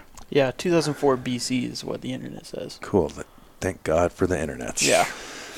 So anyway, so we have the Sumerian tablets that talk about the Sumerian civilization, and I would just encourage you to do a little bit of research on the Sumerian civilization and the things that we as a society today owe to the Sumerians in terms of our counting system, the calendars that we use. It's amazing really when you look at all the things that kind of are derived from what they gave us. But then one of the other interesting aspects that I've read and heard about the Sumerian culture is that they analogize it to that civilization was almost just set here. Put there. Yes, just there's no, again, going back to this idea of precedent. Because it came out of nowhere. Yeah, and development and evolution of knowledge base and all that kind of thing. They have a cuneiform language, which is different than what we're used to with text or font or whatever. These were cuneiform is a language type that uses a stylus and shapes that are oriented in various configurations to then create the language. And there's what we have, the evidence we have of the Sumerian civilization is this highly reformed, highly technical version of this cuneiform language, where I analogize that to the Chinese language, for instance, right? If we go back and we look at ancient Chinese script, we have things like a tree, a symbol that represented, say, a tree, looked like a tree. Yeah, yeah. or a person. Or it's very primitive. A house. But if you look at that language today, which, to a large extent, I understand China is a very large place, and there's a lot of different, influence and dialects and all that stuff. But in terms of the Chinese language that we would refer to as a highly technically advanced language, we can see some evidence of that evolution. For sure. So we have this primitive, we actually have attained examples of this primitive form of the language, and we have obviously the current highly technically evolved version of the language, and we can draw this connection, right? Yeah. We have none of that when it comes to the Sumerian civilization. Yeah, and they analogize it as if they were just set right there in Mesopotamia. And so if you look at their creation story, which, if we're trying to figure out who we are, where we came from, and why we're here, you're obviously going to try to go back to the beginning of the story or the record that we have of that, and from what I understand, it is the Sumerians. And in their creation story, again, there's some controversy in terms of the translation of some of this, and that's where we get into Zecharia Sitchin and his version. Yeah.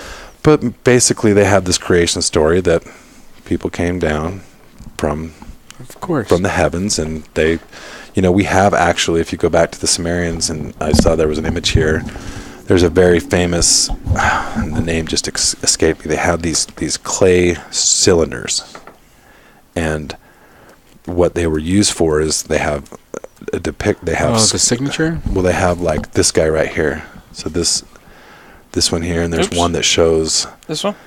yeah, there's one of them, but there's another one that's a famous one that shows even explain what you're looking the at. constellation. So these are images of these cylinders, right? So these are clay cylinders that, let me back up. We have the Bible that many people on our planet today accept to be the true account or story of a certain idea. I want a Bible bash, but I won't. I know. No, that's cool. I get that, and you're right, and that's, but I again I'm not gonna to go there because I don't want to offend anybody, but I also want to hopefully keep an open dialogue. Yeah, you're not open on alienating this kind of stuff. anybody. Yeah, I'm not here to sell anything or get you to donate or anything or pass around a basket, but You can donate to ShaneTrain. Yeah, we'd like some Jameson. Yeah, we need yeah, money, man. fuck Jameson. I can't believe they didn't send you guys. After this episode, if they don't, We'll get a track. Jägermeister. We should go after Jägermeister. Jägermeister. Can you throwback? Can you imagine Throwback. these episodes? They would give after us money. A day of, or an evening of, or an afternoon of We get Jägermeister. pretty randy. Anyway, so this one right here, seeing this cylinder right here. So the cylinders is these circular cylinders, right, that were created that look, like a cylinder.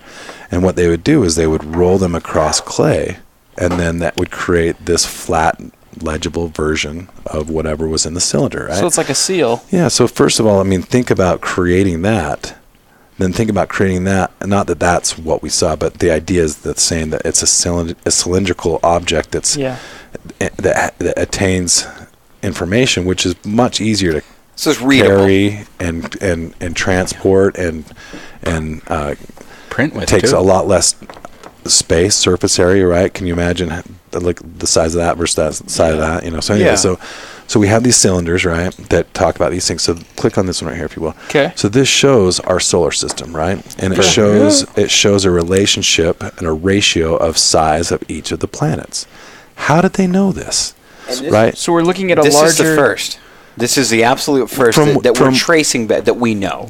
That is generally accepted, right? Okay. Yeah. History accepted. This is our first accepted. This is the first civilization. So it's a big sun, star. Well, this depicts the sun and the different Surrounded by smaller planets and the ratio of the size. So that'd probably be Jupiter. That'd probably be, Yeah. There's some knowledge based in this that, again, if we're going off what we're supposed to accept and understand was what those people knew, they're not supposed to know that stuff. Do you think they Out accept of nowhere. Yeah. Do you think Pluto is in here? Well, depends. Do you think that they believe Pluto is a planet? Or Yes, a there's a asking good you. question. Now, is Pluto a planet? I don't know. I haven't been there, but I can't wait to know if we get to or get a rocket. Anyway, so they have all these things, right? And but the point of the matter is that the creation story that they believed was that the Anunnaki, and again, some of this is going to be from the Zecharia Sitchin perspective, which, I get all the stuff about Zecharia, that he's not as academically achieved as some other individuals. Yeah. However, the dude dedicated his life to it, so I can't discredit what his version or what his idea of the translation is. But the idea is that the Anunnaki came down from a planet called Nibiru. And the interesting thing is, we have this book that we mentioned earlier that was the Bible, right? That's accepted.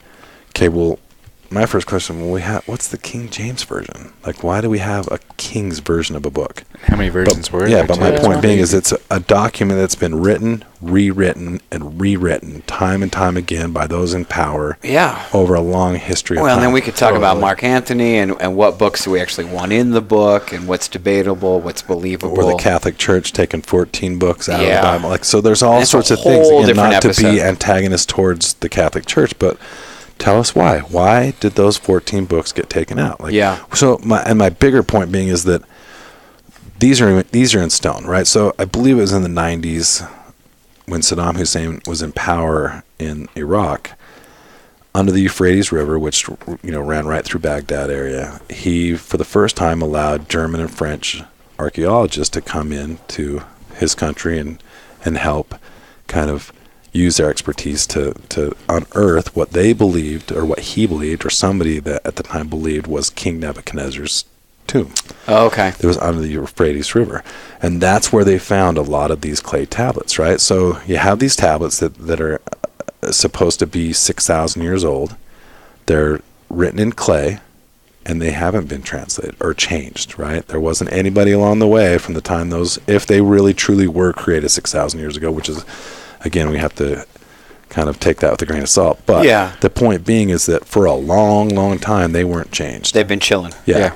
And their story, if you look at the way that, especially the way that Zecharia Sitchin translates those stories, you can really take a lot of those pieces and take out God, the Son, the Holy Ghost, all these, the Trinity, like all the things that we understand in the Bible, and replace them with what he says and what I've seen other people understand, that these have an actual hierarchy of individuals, Enki, Enkidu, all of these Anunnaki individuals that had a hierarchy of their position in society and their interaction with the story, right? And we have like the Epic of Gilgamesh, which is another kind of epic story of King Gilgamesh, who had Enkidu, or what was his, now I forgot who his companion was, but was a non-human, but had some mystical or magical powers. So again, crossing that line of between, it is Enkidu. So, nice, dude, you pulled that one out. Yeah, but nice. I said Enkidu and Enki as Sumerians, as Anunnaki. Enki is a Sumerian, Anunnaki. Enkidu was Gilgamesh's partner. Yeah, I'm judging you for that. Just like sorry, well, just that's trying to minimize the hate mail and the maximize the blowback. So again, this isn't a story of there was these people that came down, blah blah blah. There, so and so came down, and so and so reported to the Almighty, which was back on. So there's like individuals and names and all that stuff. Are you bored? No, it's fucking drinking. Boozing. You do have a shot in front of you. I remember my first year of drinking. Yeah. This actually really has been my first year.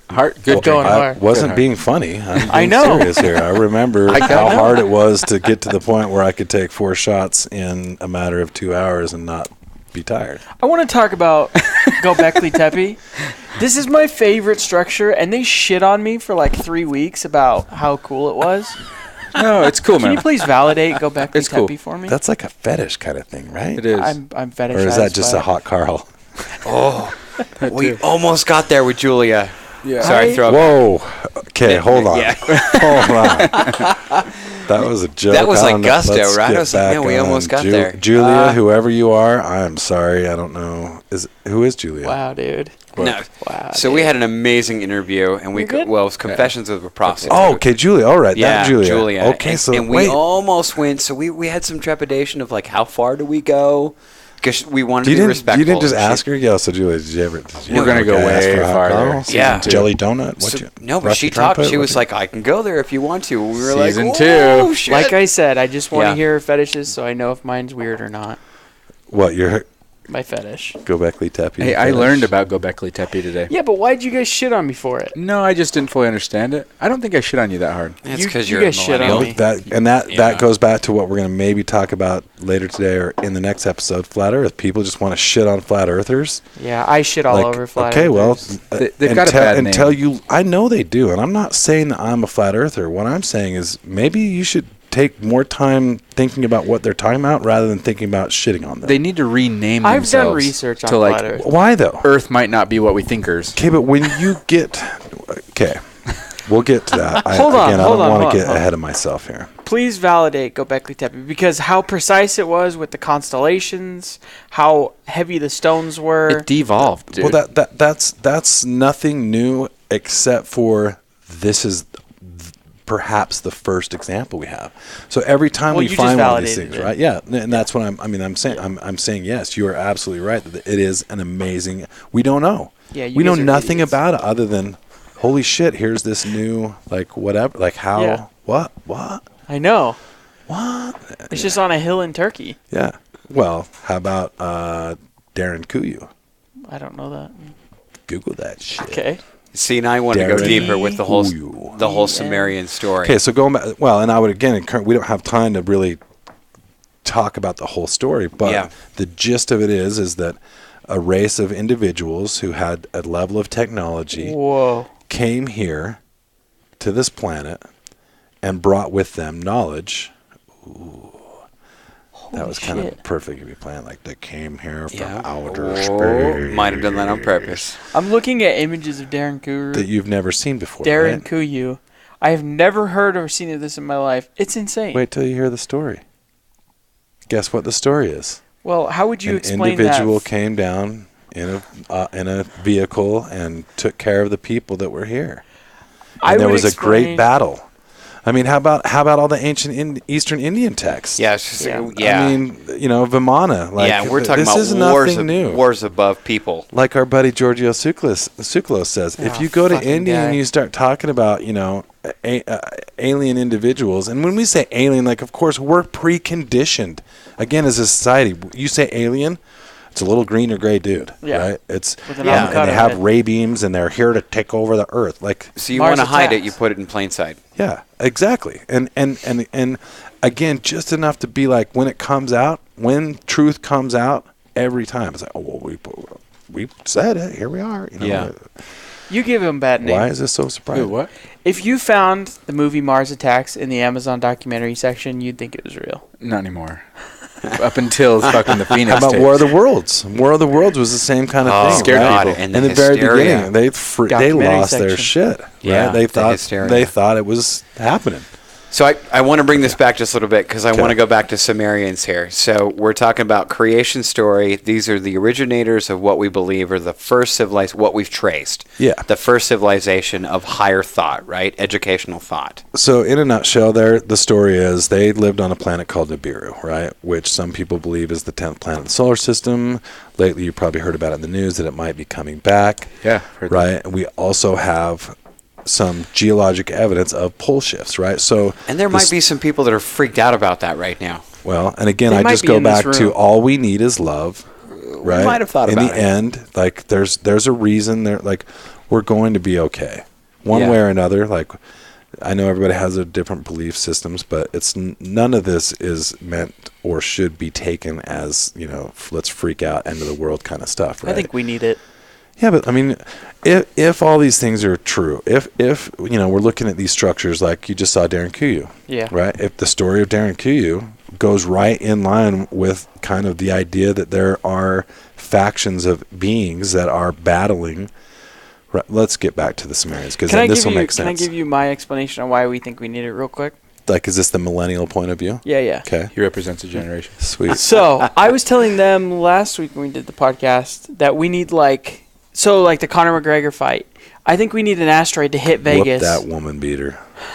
Oh, sorry. I think we need an asteroid to hit the building when everyone's in there when they're fighting. For why? Remember we were talking about this? Yeah, I just don't remember why. We why. need like some sort of panic to bring us together. Oh. I read this book called Tribe. I can't remember who it's by, but he was saying that after the bombings in England, when they were all sleeping in the subway shoulder to shoulder, they were the happiest. After like the sense of community. I think we need to bring that back. How about 9/11 though? What happened when 9/11 happened? If the conspiracy, quote unquote, were true, that time period of people hugging and loving was when a lot of the wool was pulled over people's eyes. Right. It's a dangerous slope. I get you there. Slope. But I think we need an asteroid or something to hit so that we can build our own version of I think Darren we just Kuyu. need truth. Yeah, see, and I'm in the same boat. I don't think we need to read wake about up call. this. Read about. I challenge you to read about Darren Kuyu. I'll read about it. Who Ahura Mazda was. But I'm just saying, if we as a community got together and we're like, okay, we got to live underground now for a while. Let's all band together. I don't want to have to live with smelly, stinky. Bro, dude. See, and this we're amazes tribal. I want to run with that for just a second. This is a millennial saying that we need a unity. We need something. But yet we're so connected. He's Ronald so Reagan said that. Do you know that? In the United Nations. Yeah. He talked about an external threat that unified us. A catastrophe.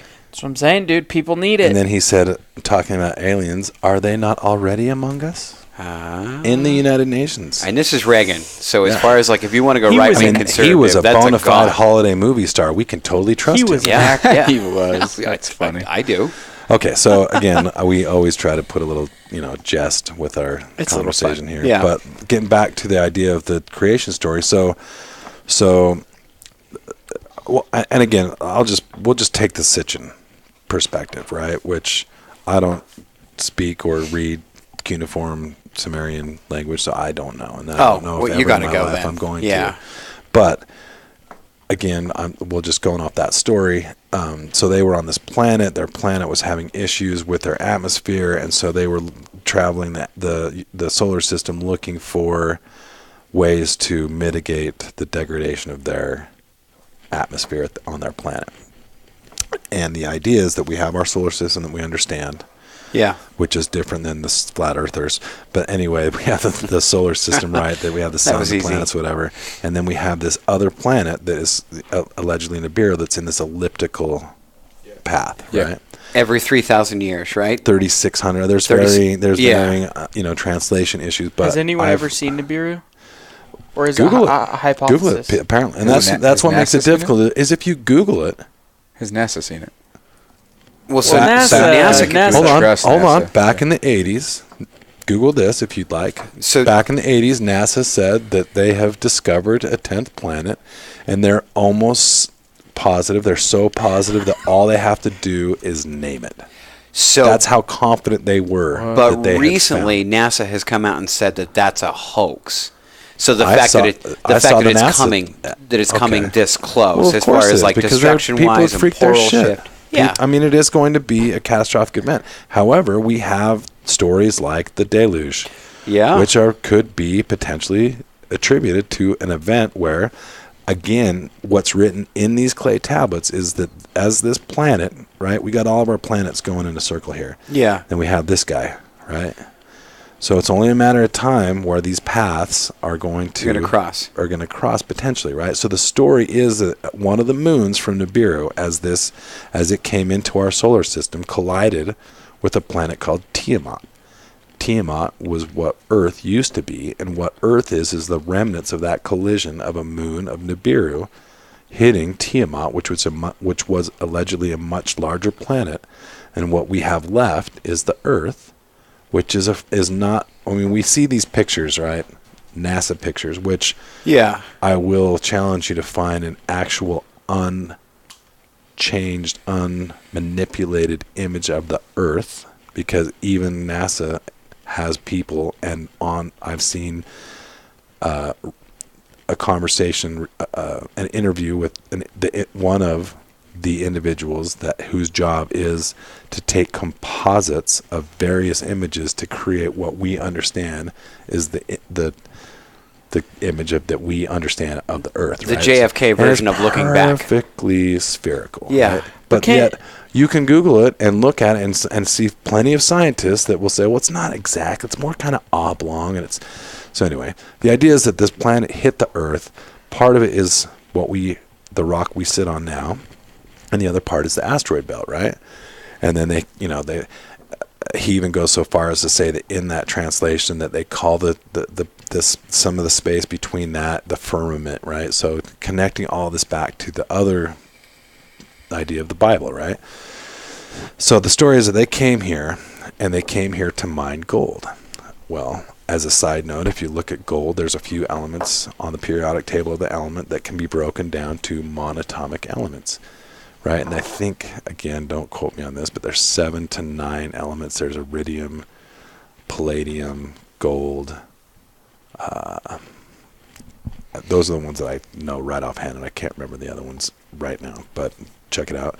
Anyway, monatomic gold would be or gold in general would be what they're after, mainly because gold is one of these materials or elements that never goes away, right? An atom of gold will always be an atom of gold, right? And it has characteristics that other materials that are unique to it, right? It's star powder.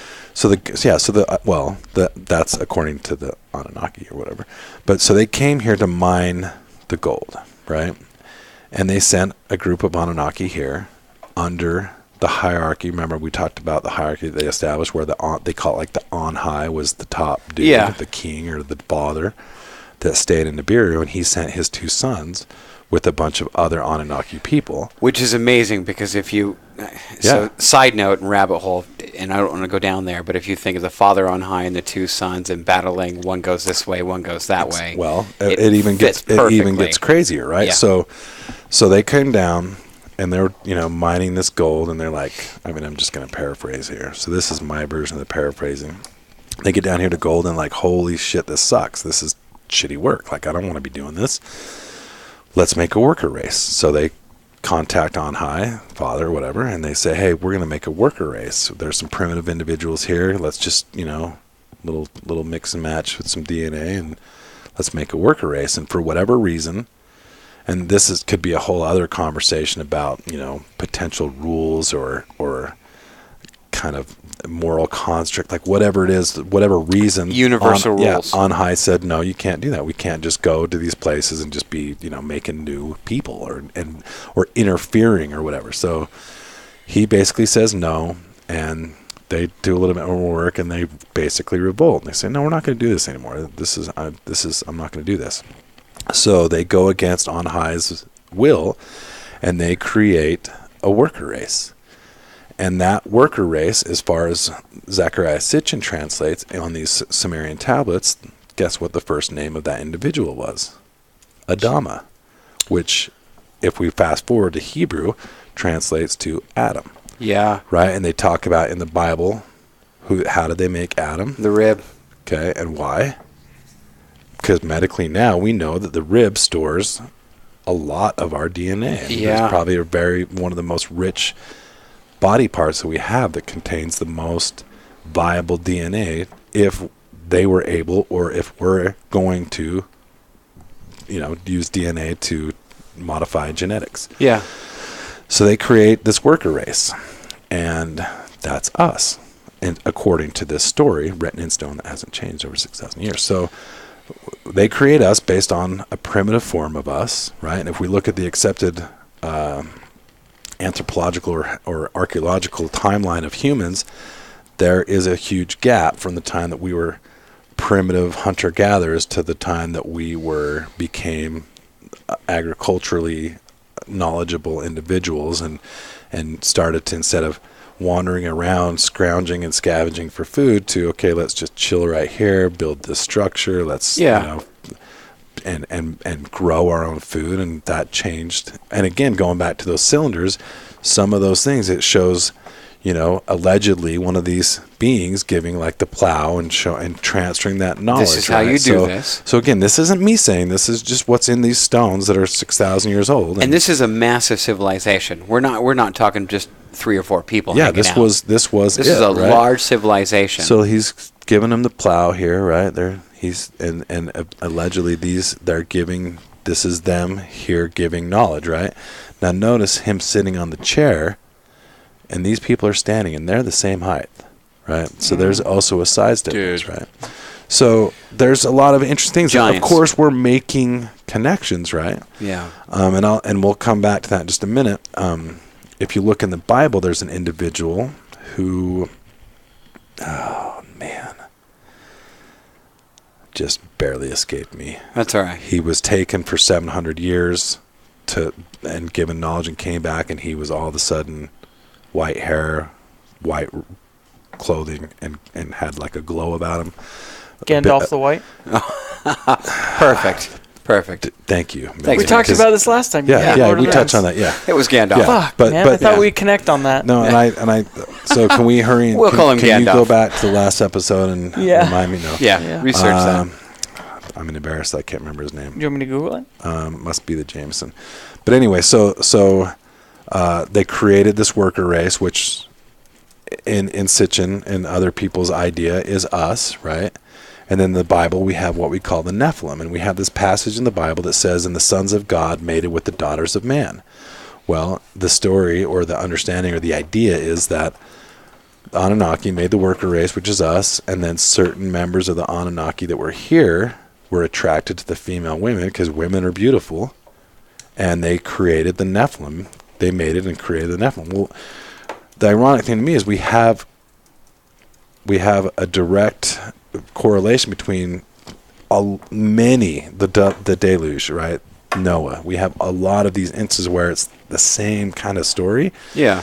And not that I'm trying to draw, pick and choose and make these connections, but the idea being that in the clay tablets, Adama, then the idea is that they mated with this worker race, and they created, which would create a third group, right?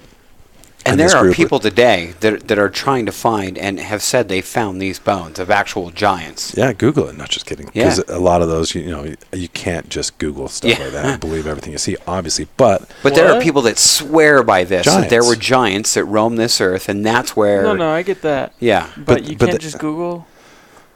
Well, no, you're a millennial, so you can Google it and that's it. But we're older, we can't just Oh, your brains aren't evolved. So we're talking Encyclopedia Britannica. Like for instance, my phone here. Yeah. It goes to a different intranet. Yeah. And internets and a different Googles. Is it like a Wells Fargo wagon? It's like an old fogey Google. Okay. It's like 80s and earlier. Cool. Mason. It's like old Fugle. No, but. Is that where you watch Spare Change? Oh, that was easy. Loose that was change. good. It's lots of change. Yeah, yeah. It's Skrilla. Anyway. But this is still in their script. Yeah. I mean, again, this evidence. is in the rocks. Are you tablets. in all this? Yeah. You know Anunnaki? No, I'm just listening a lot. Okay. So anyway, the idea is that this worker race, and then there was this Nephilim, right, which we have reference to in the Bible, but very briefly, very indescript, right? But this is one thing that I like to interject that's kind of my own little observation is that we've all seen the movie 300, right? Yeah. 300. Oh, sorry. We've all seen the movie 300. Thanks. Who is Xerxes? Xerxes was big, tall dude. A bigger than average gentleman. The bald guy. Who had some very mystic abilities. As it portrayed, I mean, obviously we're talking about a Hollywood-made movie, right? Yeah. But you research Xerxes. But even a lot of that is history-wise, drawn from, history, and Xerxes was a god king. He was referred to as a god king, right? Yeah. And then we could get into the whole idea of bloodlines, right? And then going back to the Anunnaki story, after they created the worker race, right? And then they started little tomfoolery with this worker race and created this other race, on high was not happy. It's like, no. Right? And so he banished the one son in his group that followed him, and we analogize those. What I don't recall exactly what they call them, but what do we have in the Bible? We have the fallen angels that were banished to a hilltop, right? And that hilltop is in that area. I mean, there's just a lot of connections that we can obviously just kind of see, but that's accepted, and that's where for me this is. We have angels that fallen, and that's cool, but we can't accept the possibility. And you have the Bible beaters that are like, no, that's cool. So there were two brothers, right? And one was like, no, and the other was like, yeah. So that's cool. Yeah. But we don't want to. So history said this, and these tablets are totally wrong.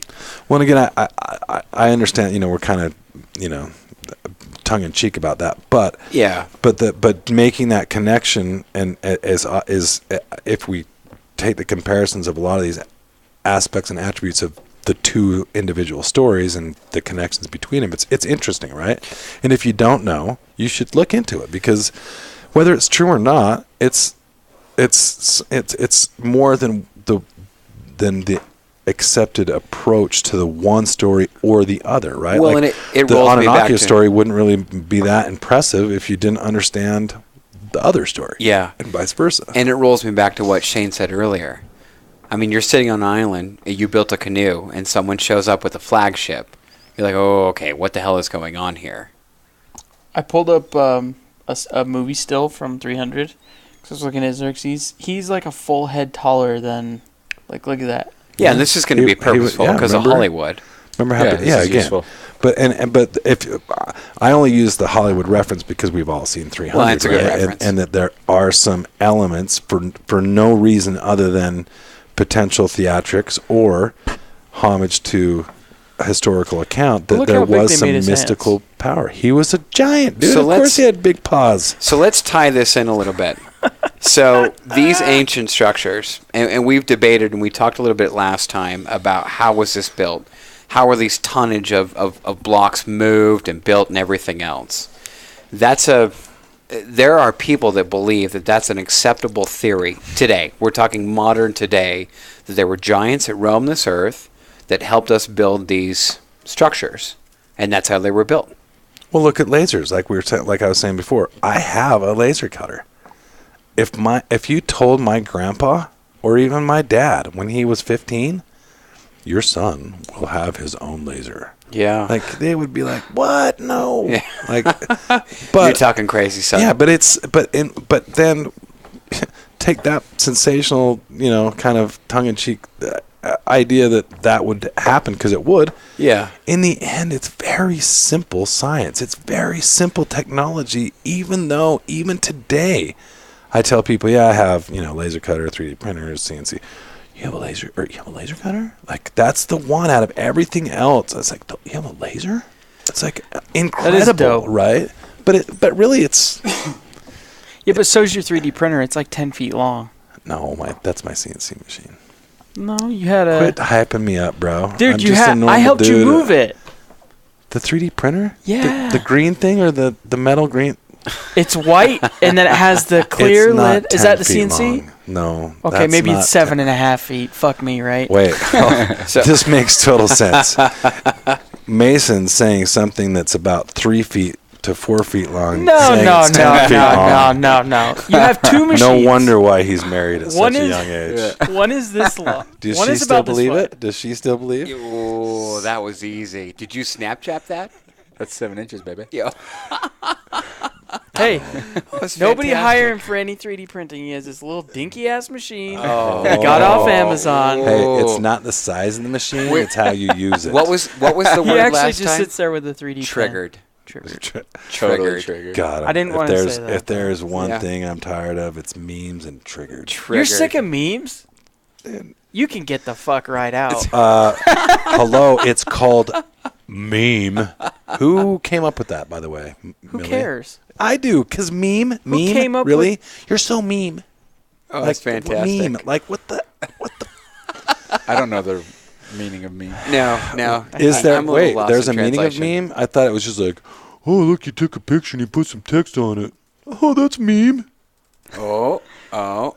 Millennial defense. Oh, look, Google meme. It's a picture, just a picture. Richard with some Dawkins. text Wait. on the top. So, Richard Dawkins came up with the name. Yeah, Dick. Mason, Dick came correct up me if with I'm it. wrong, but there are now actual college classes that you can take on writing memes. Oh, yeah. Yeah. There are college courses on memes. That's where we're at, my friend. Okay, well, It's amazing. Yeah. I'm going to go ahead and borrow $40,000 a year to study memes. Let me ask you a question. Have you ever liked a meme on social media? We might have rabbit holed a little bit. have I ever Okay. Should I'm I be real? Should I be I'm honest? saying I'm gonna start saying the letter H so that I can say hypocrite by the time you're done. Okay. Have I made a meme? Never. You've never made a meme, dude. You're Dude, not it's living. a meme. It's called meme. You want an Like- adrenaline rush, my friend? Like, you want to... Dude, I was on Facebook last night, and I got in a meme war with this dude. I slaughtered him. He was so triggered. hey, let me. Come Okay, on. okay. Let me Like- ask you this: Like, would you make a meme for Pac-12 Fight Club? no, I would Photoshop some stuff. I wouldn't put text on it. I would... So the text is all the difference. I am actually triggered A meme is a picture with with text. and text on it. Yes. And there's an app for it. It's Meme generators. I know. I have it. 5 stars on the App Store. Yeah. Shane, this is what we've come to. This is fantastic. Bro, Screw the history you of would humanity. you would make the best memes on Pac-12 Fight Club if you could just shit on everybody. If you were clever enough to make memes. We can talk about I can actually show you some of the destruction that I have attempted. I know, Some but of just the think about saying those things with a picture of something. Yeah, shitty but then I'm happening. like every other dork out there using memes. Like, you are a dork. I'm a nerd and I'm a geek. I don't really appreciate you They calling coincide. me a dork. No. Yes. There's a difference. I know there's a difference, but you encompass all of those. This is fantastic. All right. Well, ladies Shane, and tie us gentlemen, back I've learned something new today. So I should start making memes. I got a perfect Be a wrap-up memer, dude. topic. yeah, do it. A fresh alien thing happening right now is Nazca. Any thoughts Dude. on that shit? Fresh no happening aliens. now? Yeah. Nazca's pretty old. Yeah, Nazca's old. But why is this shit hitting my feed now about the whole, hey, we got tons of skeletons. We got bodies. We got x-rays. We got We talking NASCAR? Nazca. Well, that's a very interesting. Nazca. Dale Earnhardt. I mean, okay. I didn't so know- how much time? This Just is not a so I can gauge how Yeah. much time do we want to? we're 10. good. 10 more minutes. Yeah. Okay. So that's perfect because we can't really get into flat Earth a whole lot. Season Let me 3. one more time. I love that Let we're pushing me this later and one later more time and say later. that I am not a flat earther. I'm not in any flat Earth club. I'm not telling my friends. Mason, what are the chances of getting But- Kyrie Irving on? However, I will use it first as an example. Okay, and as you might be able to, Don't do this to me. dude. You need to go walk your triggered off. Don't for just do a this minute. to me. Just go. Don't Take do this just to me. cool off a minute. Cool. I'm not a flat earther, You're but already it's pretty jumping. flat. Hold on. Okay, actually, I'm not going to say anything. I'm going to make a meme about it, and I'll just post Send it. it to me, dog. Yeah. Boom. I Okay. literally Now just go on. watched you Corn. drop a mic out. I'm an egg I'm earther, just by the gonna. way. So, are you gonna leave for the last 10 minutes, and we'll just meme everything that happens to you? Just go, and I'll Snapchat everything that we talk But about. will you I'll meme put a it? little filter on it. It'll be happy. It'll be. So Anyway, This is awesome. come on, bro. I'm taking the high road. dude. This is before we even go on our. What was our date? What did you say at the beginning? Slurpees. Slurpee. Yeah. Oh yeah. Yeah. I don't want to ruin that. Okay. I still want to go get Slurpees with you. So All right. let's just That damn cop let's just meme. Let's had to meme pull later. you over. Okay. Let's meme Do you after the meme it? show. Do you I meme? totally meme it. Okay. Oh, God. All right. Okay. Sorry. So no, it's cool. NASCAR. Okay, so NASCAR and flat Earth, same. Nailed it. No, no. Okay, so again, Okay. I think this is the 10th time I've said this. I'm not saying I'm a flat earther because I'm not. Is this the equivalent? equivalent? Sorry, I No, will not but- cut you off one more time. But is this the equivalent to saying I'm not gay, but $20 is $20? I'm not gay, but my boyfriend is. I have a I'm friend not that a says flat that all the earther, time. but Okay, Okay, before sorry. we go on the I 15 will jokes mute on my that. mic. No, but okay, so flat Earth, right? Mhm. I'm not a flat earther, right? However, I will say that if I approached flat Earth like I approached everything else, I wouldn't be sitting here talking to you guys right now, right? We hear flat Earth, yeah, right. I heard in school that they tried to say the Earth was flat, and Galileo proved, and all these people proved it. It's proven, right? So it sounds ridiculous to us, right? I finally got to the point where I was like, okay, I have to at least, I owe it to not only myself, I don't necessarily owe it to a flat earther, but I can't just say, that's ridiculous, and then not really look into it, right? So, Okay. So first of all, I would challenge anybody to look at it, right? Go do your research. Yeah, no, or just research, whatever. Like, just look at it. If you want, first of all, do whatever the hell you want. I don't really give a shit. But on the real, if you are going to hold such a adamant opinion about something, you should probably at least know what the argument is, right?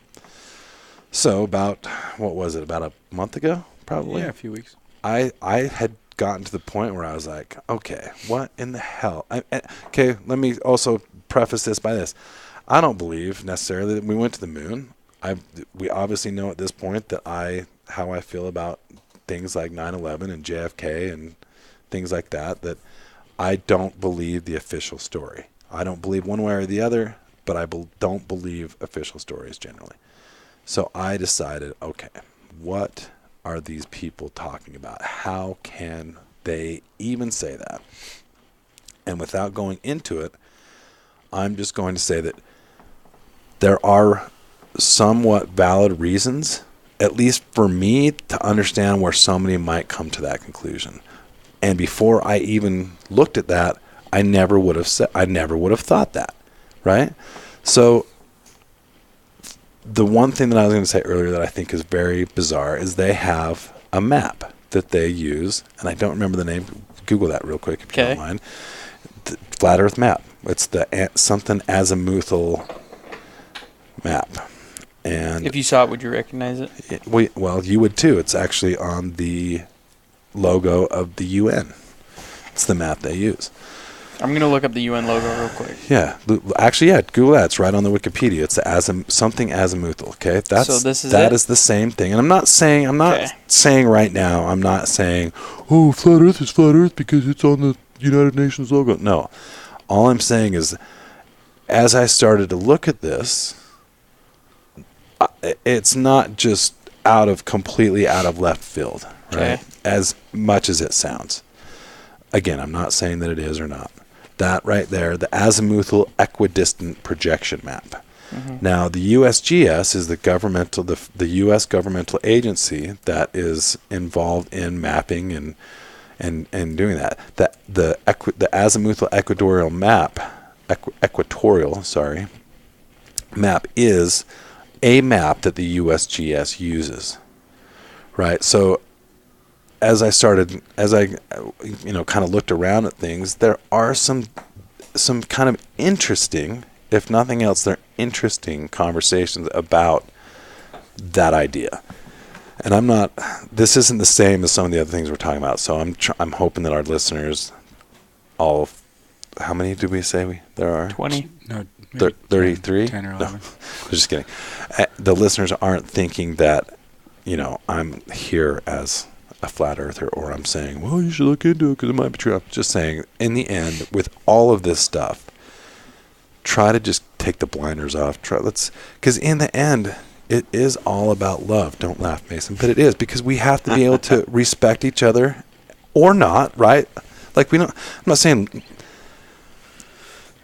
anyone has to act any particular way, but if we're ever going to find answers about things, we have to be open to have a conversation about you these nailed things. it. And that's all. That's really what So it I comes hear to. your comment about love, and I think keep an open mind. Yeah, and I know as cheesy as it is, going back to that whole cliche. What are you chuckling about? I just thought if you look at this picture 3 times in the dark, you'll see John Lennon in the mirror. Bloody Mary, Bloody Mary. Yeah, they'll Bloody just say Mary. all you need is love in the mirror in blood. Sorry. The disappointment vibes I'm getting from this man right now. I'm smiling. What are you talking about? That is straight lip smile. Mace, you just hushed the crowd. Okay. So once again, Mason's flattering himself, thinking that I actually give a fuck about what he thinks, but in fact, I give zero What if I fucks turn it about into a what he meme? thinks. I would give less than 0 fucks about it. Negative fucks. Yeah. Is that possible? Or do they just want you to You think will it's owe possible? him fucks. Is any of this stuff possible, Mason? That comes. All we need is love. I would love it if you would make me a meme about that. All we need is love and memes. All we need is memes, but the meme can be about love. How about that? Is that better? We're gaining ground, boys. Okay, Spec. we're connecting. I want to talk about some of your stuff before we go. Oh, Some of your design stuff. oh. Because it's amazing. Well, thank you. This is my favorite one. Thank you. You were a part of this, right? Pretty much. Say yes or no. Yes, I was Okay. a part. Yeah, I was So, cool, man. so we're looking at this bench. Explain how you would make this. Math and physics. It's So pretty this is awesome. wood, right? It's a wood bench. I call that the NURB bench, right? NURB is a term that we use, or not we, that is used in digital modeling. Stands for non-uniform rational B-spline, Yeah, as okay. opposed to polygonal mesh modeling. Okay. And basically, it's a nerdy bench. It's really nerdy.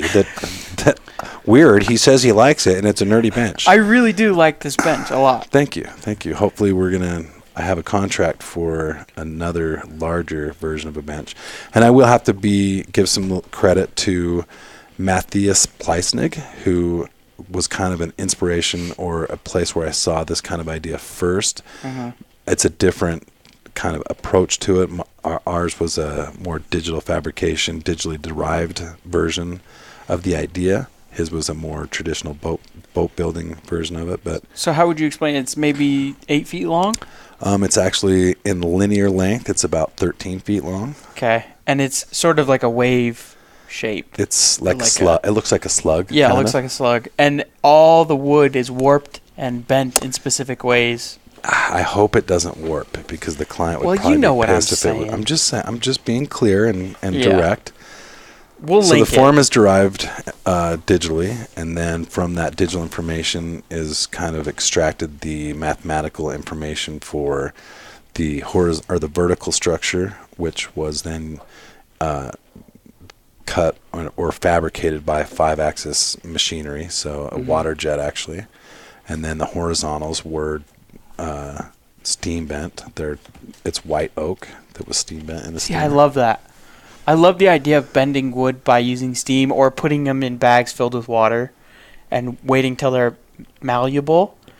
And then remember, this is the guy that loves memes describing this anyway. Malleable.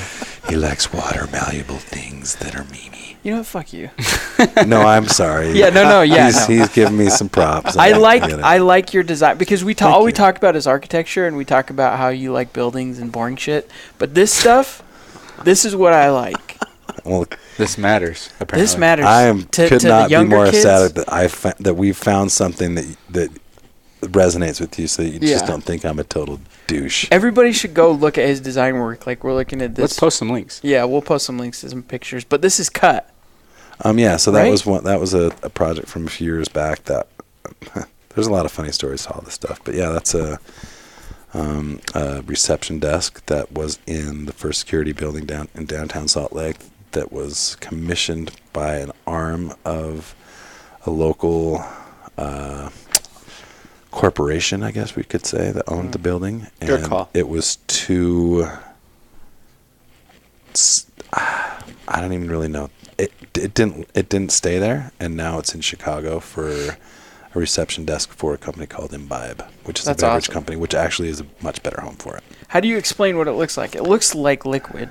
Exactly. Like it looks like Jell-O or something. Yeah, it's just a free-form organic kind of frequency modulating. But you've cut like these weird. So again, this is not too much different than the bench. It was created digitally based on parameters, the necessity or the utilitarian aspect of the desk, and then where the work area wasn't, we manipulated the frequency of the wave. That's cool. That's awesome. I do got a jet. Well, we'll post pictures. What's the main? Well, thank you. I appreciate What's the takeaway from this episode? Go back. We don't know how the fuck preconception is dangerous. Yeah, and putting, I don't know I've probably talked way more than my share. Why don't you guys tell? No, it's been good. I just have no idea how we made these things. I just feel like we don't know our history at all. Can I tell you? Yeah. Everything's relative. Well, I guess in closing, let me since we ended on this last time, right? And I wasn't sure if I first of all would be invited back. Dude, and second of all, Shane wasn't really. We had 5 listeners. No, I appreciate it, Mason. I appreciate you wanting me back so bad, so you could give me shit about Mimi. Anyway, no. So last episode that I had the opportunity to come, we ended kind of with this whole David Green or Alan Green, pardon me, and his. I asked you guys to watch something. And we talk about knowledge, right? And knowledge is power. And it seems to me that knowledge on so many levels is either kept, hidden, or manipulated, right? Because knowledge is power. And so those who have the knowledge, they might be intimidated or apprehensive to share that knowledge because, in essence, we're sharing power, right? Yeah. If we're doing that. So, and I gave this example of something I asked you guys to watch, which was an 11-minute video about that Alan Green put out there about the pyramids, and Millie came back and nailed it around that. Did you guys happen to watch it? Yeah. William? No, it's cool. I was in the weeds for a minute. Because in the end, we have to separate. So I think we have. You told me to do homework. I think we have. You have the do's and the don'ts. I think we have a solid B, right? You're getting a degree with your research and your effort, and plus, since you kind of you got an A in this one. Since you're kind of sitting in your spot, we're gonna have to give you an A, and you're gonna probably. I can't really put you above him, so I'm going to actually elevate him to a B+, give you a B+. Wait a minute. And you get an A-. I was so diligent with my research today. But you're an asshole, so that's why you got a B+ and not an A- or an A. No, but it's cool. Can I tell you something? Yeah? Degrees don't matter anyway, so fuck all y'all. All right. Well, and in all honesty, I really like Millie. I never make pet names for anybody that I don't really like. Well, you guys are going to Millie Slurpee Mace dates. Anyway, but for real, so the Alan Green thing talks about, it's all about this knowledge, right, that's encompassed in the pyramid. knowledge that we weren't supposed to have, or that wasn't even discovered till, in some regard, 150, 300 years later. But yet it shows up in the cover of something that we all know and are familiar with, which is a book created by William Shakespeare, right? So I would encourage people to maybe look at that and just for fun, because it's, again, interesting. But if to me what it's about is knowledge and the power of knowledge, as cliche as that might be. And so I would encourage everybody to look for knowledge. Me too. The key is Yep. in Well, that that's realm. good. And again, not a degree, not an institutional, Yeah. idea of knowledge, but knowledge. Can I say And I have my understanding. degree from the streets? Word. Okay, cool. I thought you were going to say sports science. No. The next episode, we'll have to argue if it's GIF or GIF. That'll be episode 3 with you. That's like 3 hours, dude. There's a debate in there. Okay, well, that'll be real quick for me. I'll just say I don't care.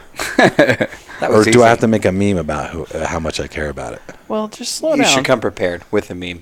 Do I have to make a GIF or a GIF? Oh. Yeah, you do. Because that's one thing I am really sick of is describe this in a GIF or GIF. Yeah, I love I've seen GIFs. that Now all I'm the going to time. have to say that. You don't like GIFs? I saw this GIF or GIF the other day. Every time I say GIF it, or so I GIF? don't offend or piss or trigger anyone. I don't want to trigger anybody about GIFs I'm or red GIFs. hot. He's just over here I'm shaking ready. his head. Well, my work here is done. Yeah. This is beautiful. You've managed to Thanks, piss you off guys. everyone That under was fun. 25. Shane, wrap us up. No, I just feel like we don't know our history, and it's sad. Wow, I know. very astute. I'm so bummed out. We don't. I just want to point out, Jameson too, alcohol is a depressant. Shane said no aliens for a while. It is. This is why we had to beam I'm then, super huh? depressed. We don't know, man. I'm happy. No, Jim Beam is still alcohol. Okay. Oh, damn it. We might want to explore other substances. Well, you said Jaeger earlier. I'm just setting it up for maybe Shane shakes another his head very yes, interesting, but- totally different episode. Mason was talking about how much he loves ether. So Whoa! maybe we could. Way to air out my Mason. laundry, dog. Huff an episode. Well, we were just back. talking about starting fluid. And Yeah. I didn't say you huffed Putting it. it out I didn't there. tell anybody that you were huffing. Fam, I or got that you I got did, stuff in the or- works. No, I'm joking. I would love that episode. That I would do. be pretty. Can I make a interesting. confession? Yeah. I love starting fluid. Oh, you Like guys. I love As James. long It's as, the as long nectar as of the Gunner gods. is not shooting like in control of the Yeah. can, I think starting fluid's pretty cool too. It's the nectar of the Anunnaki. Wow. Wow. You guys. Is that where we end the Yeah, episode? that's plenty. All right. I'm gonna start a. We're gonna start a business now. Starting food. It's gonna be called Anunnaki Nectar. Dude. Buy that got domain real Huge. quick. Look, we just Huge. came full circle. We're buddies again. We are. Sweet. Yeah. Love it. We'll fund that on Kickstarter. Yeah. Okay. Sweet. Anunnaki nectar. Adios, folks. See you later. Peace out. It's been real. They call me a listener, they say that I should start to explore everything. Oh, I may be a listener and maybe I should. There's joy in the message I bring. ShaneTrain, ShaneTrain. I am free and at ease, I record what I please. ShaneTrain, ShaneTrain, ShaneTrain.